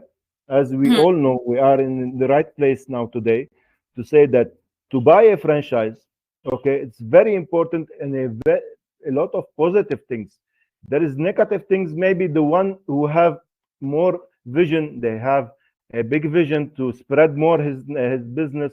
Yeah, he can use the franchise to spread this business in his country or anywhere in the world. So any startup, I encourage him to turn his business into franchise. It will be easier for him to spread his name and not from his own pocket, as we started the talking about. So we can grow in the fastest way and the less expense on us. Why to spend my own money? Why not to spend from others investors' money, especially my name, that I make it in a very perfect and form way. So this is what we do. This is what my company do in a very brief way. Thank you so much. Thank you so much. And this is, again, what we're going to make available in Ghana and on the platform. So at this point, I would like to take feedback from the audience. We've run a poll, which is running now. But if you have a question or a comment, please raise your hand, and then we'll just give you the mic to speak. All the speakers are still available now. I don't want to take too much of your time. I'm already grateful for the time given. So I can see Fumi O. I'm going to allow you to speak. Your hand is up. And then let me also go to the Q&A session to see if we have some questions and comments from here. So why have we asked you to come today? We've asked you to come because there's opportunities on the table that have been left for so long, and it's time to activate. As a business owner, as an investor, as a franchise, and then we've also been able to be on the forefront to put together the platform and the opportunities for these trade to happen, so that we can open up the billions that we have on our continent.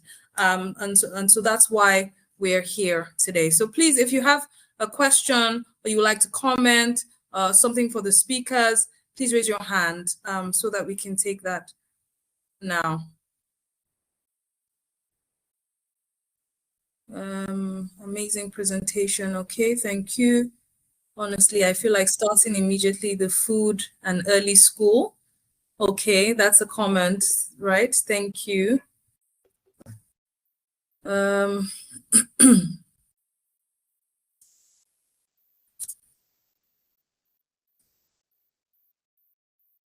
All right.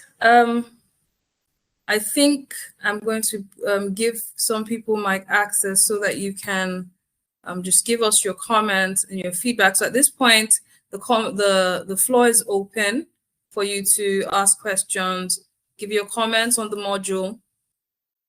So for me, before Yes. you go there, I think there's a question on the group that says, can you share the contacts of the speakers? Okay. So yes, we would. In fact, what you're expecting immediately we're done with the webinar, because we knew people will join at different times, is you're going to be getting in your email a detailed document of the program, the links to join to find more information. And then, yes, we can also give you access to the speakers as well. Okay, then there's another question that says, could you advise on the countries in Africa that are gaining maximum traction on franchise brands? Could you advise on the countries in Africa that are gaining maximum traction on franchise brands? And any of the speakers can also respond to that. I think Dr. Awad is the person to respond to that, because he did some research on that, but I also have some information. Dr. Awad, did you hear the question? What we don't have at the moment statistics on where the franchising is happening most, but we can get that later on. You know the video we did some research on, it seemed like most of them went into South Africa first, because the module in South Africa was quite similar to European. So we find, like, I'm told McDonald's is in South Africa, if I'm not mistaken.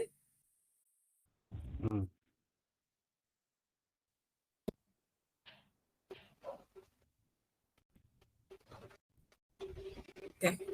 I think we have someone raising up their hand. Walter, did I just see you?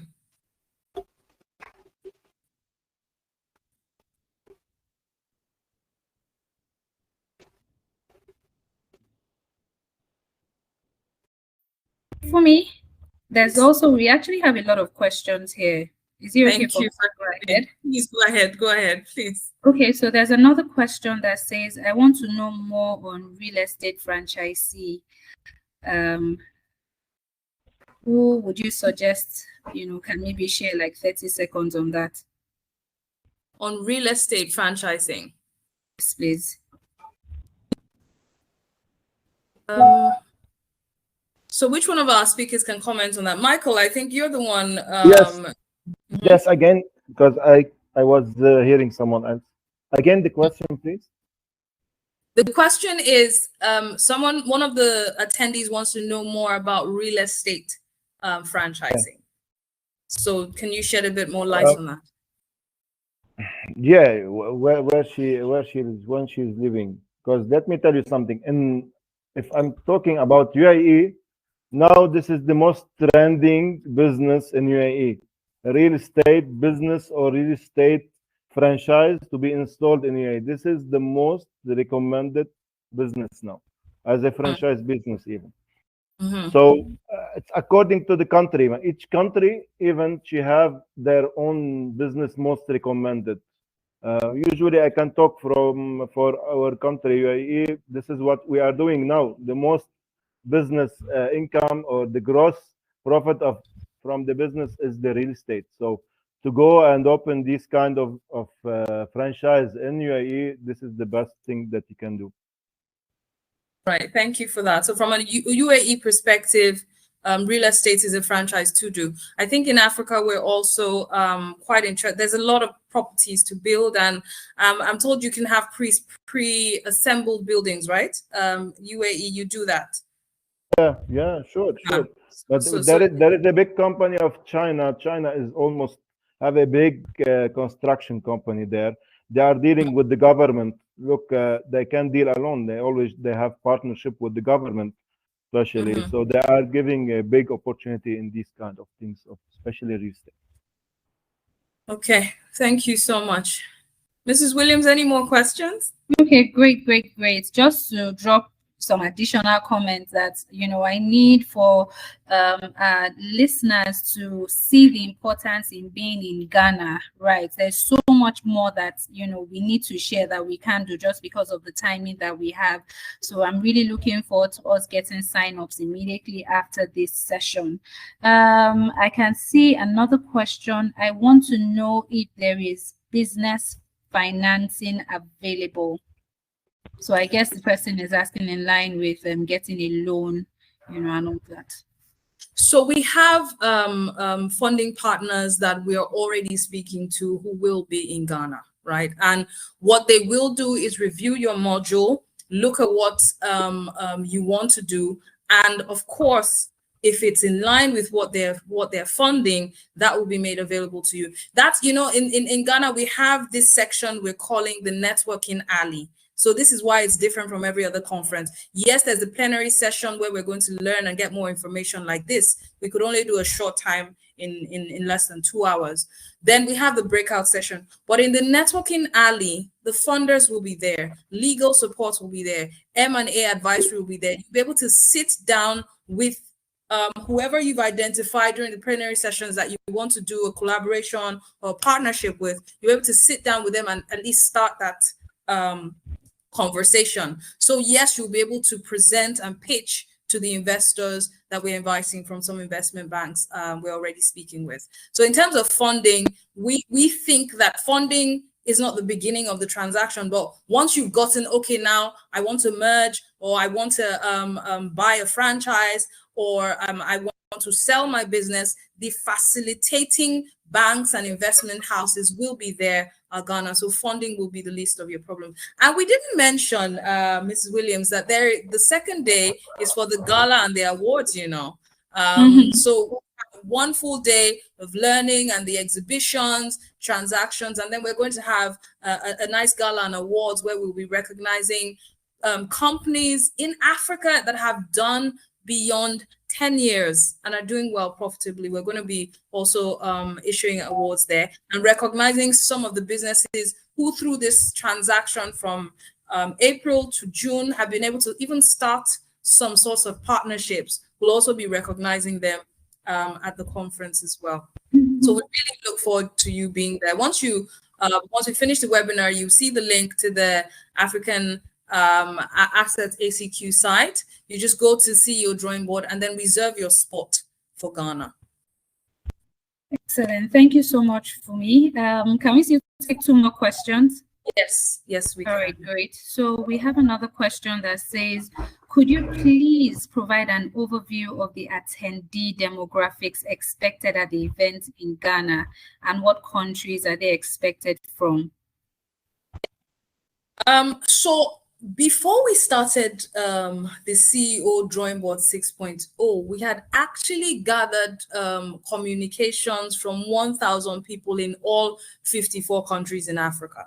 These are the people that we've been in talks with. We've been sending emails. Some of them have provided the assets that we have available. So obviously, because the event is in Ghana, we're expecting a larger demographic from Ghana, but the audience is also Pan-African.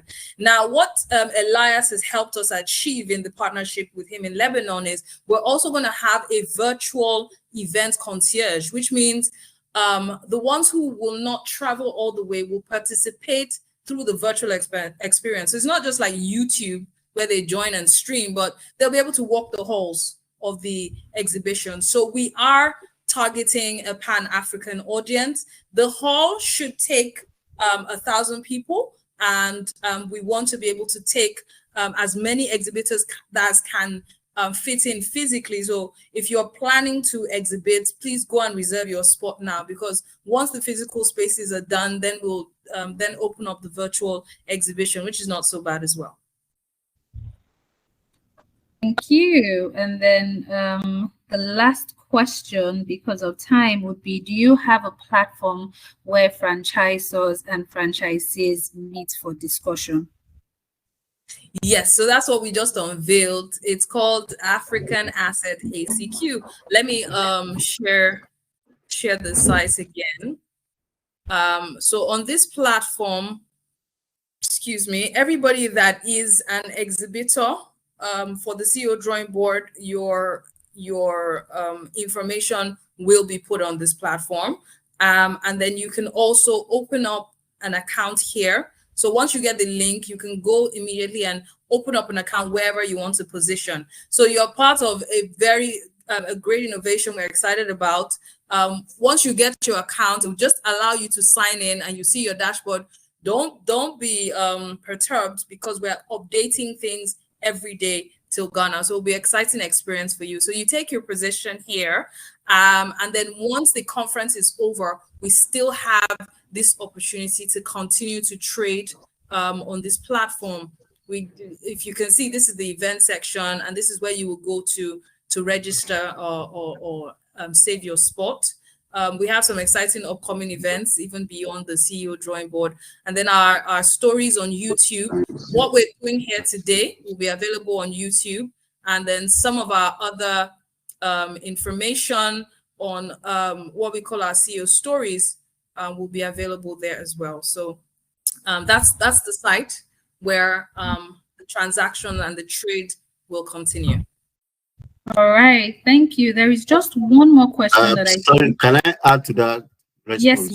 Yes, sir. All right, that was a brilliant question, and as rightly mentioned by Fumi, so we've created a platform for franchisee and franchisor to come together on the platform, and what the platform is simply going to do is we are going to have a what we call virtual data room, which means once you sign up on the platform, your potential franchisee or potential franchisor will actually have some first level details in terms of background check, in terms of due diligence. Of course, coming to the platform means that there are a lot of data that will be available. So this will also be a function of level of your should I say level of your membership on the platform, that will also guide you to the amount of information you could get. For example, I heard about maybe McDonald's, you heard about Starbucks or whatever franchisee or franchisor you're looking at, or a business entity in Nigeria that potential investor is actually looking at. So when you come to a virtual data room, you can actually have opportunity to have up to the first level of engagement in terms of obtaining some data. I may not be able to say to what extent, but maybe some of those data will also include the financials. I heard Tony talk about the due diligence in terms of the technology due diligence, financial due diligence, tax due diligence, people due diligence, behavioral pattern due diligence. I mean, it goes on and on and on and on. So the platform where we call the virtual data room, we also provide you some of those first level of engagement, the data that will also give you an informed decision to proceed to the next level of engagement. So the platform is going to come up like Fumi mentioned. It's still a work in progress. We've done a whole lot put a lot into the platform, but I can assure you before the Ghana event in June, you could expect that the platform should be properly up and running so that it can seamlessly hit whatever you are trying to do. And as if all this were not enough, if you are coming to platforms, you probably will also be a benefactor of some of our artificial intelligence infusion in the platform, so that you, again, at every point in time, you're having to make informed decisions based on available data. Thank you. Thank you so much, Ayo. Like I said, the go-to person for AI. I went to him and look at the amazing stuff that has come out of that. Mrs. Williams. All right, great. Thank you so much for that feedback. The last one would be hopefully the last one, but this question we really need to take, because I know a lot of people, when they think about business in Africa, their first concern is enabling environment. There's a lot of talk and a lot of information out there on how maybe unstable or unsafe it is to do business here. So someone asked the question that what about enabling environment variables when we look at franchising, different areas that can affect franchising, like regulatory environment, infrastructure, access to finance, market fragmentation, and I will add political instability. Can we address these also? So for me, this is Mazi's zone. You know that Mazi's daughter, Mazi. Somebody is asking that how do we handle the difference in the environment? And then afterwards, I'll share some of the solutions that we have. Well, thank you. Peter, you still can't see my face. I would have loved to, but the question is that there are a couple of ways to deal with the environment. First is that the businessmen, either through the different membership organizations or even through this franchising, whatever, the CEO board, that you have here, can be used as a tool to advocate, because that's where I think the environment change starts from, is to advocate for reasonable and good governance, because most of the environmental issues are thrown at us by wrong policies and wrong government decisions. I know there are some that are beyond them, which are global, but even the global ones are still mediated by the local policies that are taken. So that's for advocacy. Second is to learn from other clients, because I have found that most of the problems you face in one country, or environmental challenges or business challenges in one country, may have been faced by other people in other countries, and we can learn from them. And that's what this kind of platform or this grouping of the CEO Drawing Board can also afford. The third is to implement what we are speaking here, which is pulling resources, leveraging resources to be able to jointly handle risk, because environment creates risk. Many environments in Africa, their risk levels are high. We can de-risk or minimize the risk when we pull our resources together, in which case each person carries less risk than one man carrying all the risk in all dimensions of running businesses or so for me, these are the three ways that I have found that we can. Dennis, you are coming. Hey, we have seen Mazi's face. Dennis has coming. Okay, hello, we are seeing your face, so I am off the legal hook. Praise God, thank you. So I had put that up because it's resounded. So I had spoken about three ways: advocacy, one; secondly is learning from others; thirdly is pooling resources and sharing the risk, and supporting each other, because burdens are much more difficult to carry when one man carries them. But if we share burdens, it becomes lighter per person. So those are, for me, three ways you can deal with environmental challenges. Thank you so much, sir. And in addition to what we're saying, Dennis, please, you need to log out from the other one where Maz's video is off. In addition to what you're saying, African Alliance also sponsored us in this webinar. And if you look at our website, there's a solutions section there, which handles insurance because there's risk mitigation required in these transactions. In fact, the entire area of solutions that we offered on that platform is born out of the understanding that some of these new transactions we need advisory. I learned humbly from Ayo when we were in a meeting with Standard Chartered, and he said, "Can you provide us further advice in mergers and acquisitions?" And Ayo is well traveled. He's very well knowledgeable. We could just assume we know it all. But taking advantage of the wealth of support and the solutions that some professionals could have done, some research can have done, and indeed this platform is something for us to look at as well. Thank you so much, sir. And I'm glad that we have seen your face. Okay.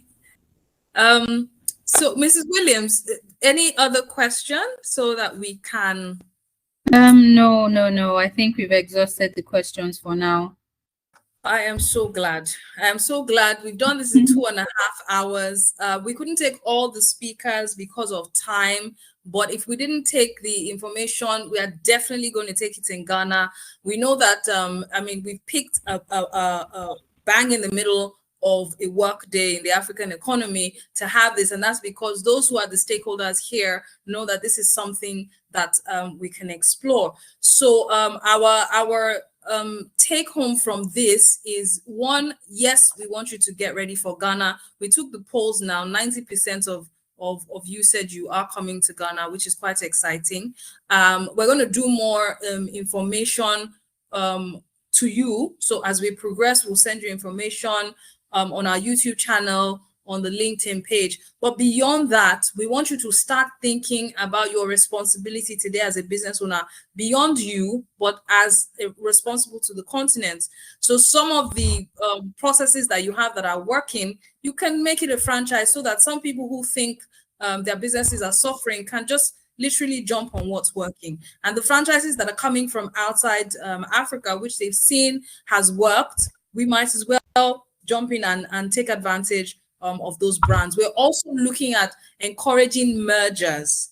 Mergers are two companies coming together to be one bigger company. So if what you're doing right now is giving you visibility that is not so great, on this platform, you're going to meet another business owner who you can join with and become a bigger force that is delivering higher quality to us. So thank you for joining us today. I want to thank all the speakers that have made our time to join. I want to thank our sponsors. Also, TL Global is one of our sponsors as well. And Carla styled me. So I need to say thank you to them as well for the support that we've gotten through this webinar. It's encouraging to know that we can be encouraged as the youth in Africa. So we want to do a program like this, and people keep saying there's no support, but the CEO Drawing Board, we got all the support that we needed, and we can only be thankful for it. And for the committee members, P. Regina, Killian, are you available now? Are you back from Kenya? See you. I am in Lagos. You are in Lagos. Mala for birthday. And when you are calling Maz, you are calling it too fast. It's Maz. Very slow. Maz, you see me Kenyan man telling me the whole sentence, Maz. In respect. That's part of the knowledge sharing, and exchanges that can help us in the CEO Drawing Board. You learn even languages from other places. Yes. So thank you so much, Killian. Mazi, on my knees telling you thank you, sir, for making out the time. I am so grateful. I don't take this for granted at all. Thank you so much, sir. Thank you. I appreciate it. God bless you. And everybody else. Thank you. And Ayo from Las Vegas, 3 a.m. in the morning. I am very grateful, not only for speaking, for partnering, for giving me the first ear, on the CEO Drawing Board platform. I'd like to say thank you to you openly as well. And then there was Dr. Awad. Dr. Awad did 100 hours per day just to get us to this webinar point. So Dr. Awad, the growth strategist, thank you. Thank you so much. Mrs. Williams, I told you she's my sister. Once we said we're going this direction, she's fully on board, making things happen. Thank you. Toyi, everybody, I just want to say thank you. And we're getting ready. We're now moving to Ghana. So thank you all for joining. To the different business owners who joined, even if you didn't speak or ask a question, we're here for you. We thought it better for you to be in a better position this year, 2024. We put this platform together. So please start engaging us, send us the emails. And then once you get on the site, please create an account for yourself so that we can start preparing for an amazing 2024 for us as businesses on the continent. So I'm going to be saying bye-bye for now. Once the session is over, you get redirected to the page. If you have any questions, send us an email on CEO Drawing Board. Send us a chat on LinkedIn. Send us anything that you need to help you prepare better for June. Mrs. Williams, is there anything else that I need to add to this?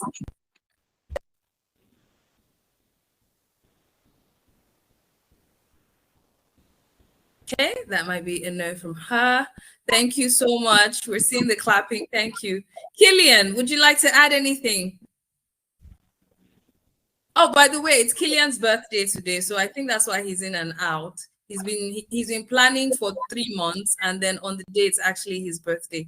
Thank you so much for the feedback, getting the chats. Thank you so much. So we'll continue conversations with you. Michael, thank you. Dr. Ward, I see your face. Thank you again. So it's bye-bye from us now. We'll just play one more video, and then you'll be getting also a brochure from us in your email. So please expect that on what we've covered today. Thank you and goodbye. Thank you. Bye-bye. Thank you. Bye-bye. Thank you, Aya. Bye-bye. Thank you, Marty. Bye. Thank you. Bye. Thank you. Dr. Wans. Thank you. Bye. Thank you. Michael, bye. Priority. Bye. Thank you so much. Exclusive invitation. Bye. Bye-bye. Hundreds of discounts and offers in top travel destinations. Bye. Unlimited access to over 850 lounges globally for you and the guests. A credit card with elite privileges.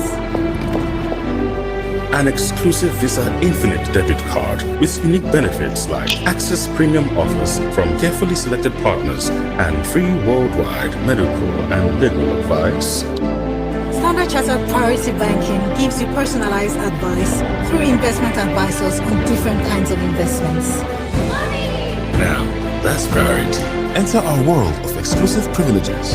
Join Standard Chartered Priority Banking today, putting you and your priorities first.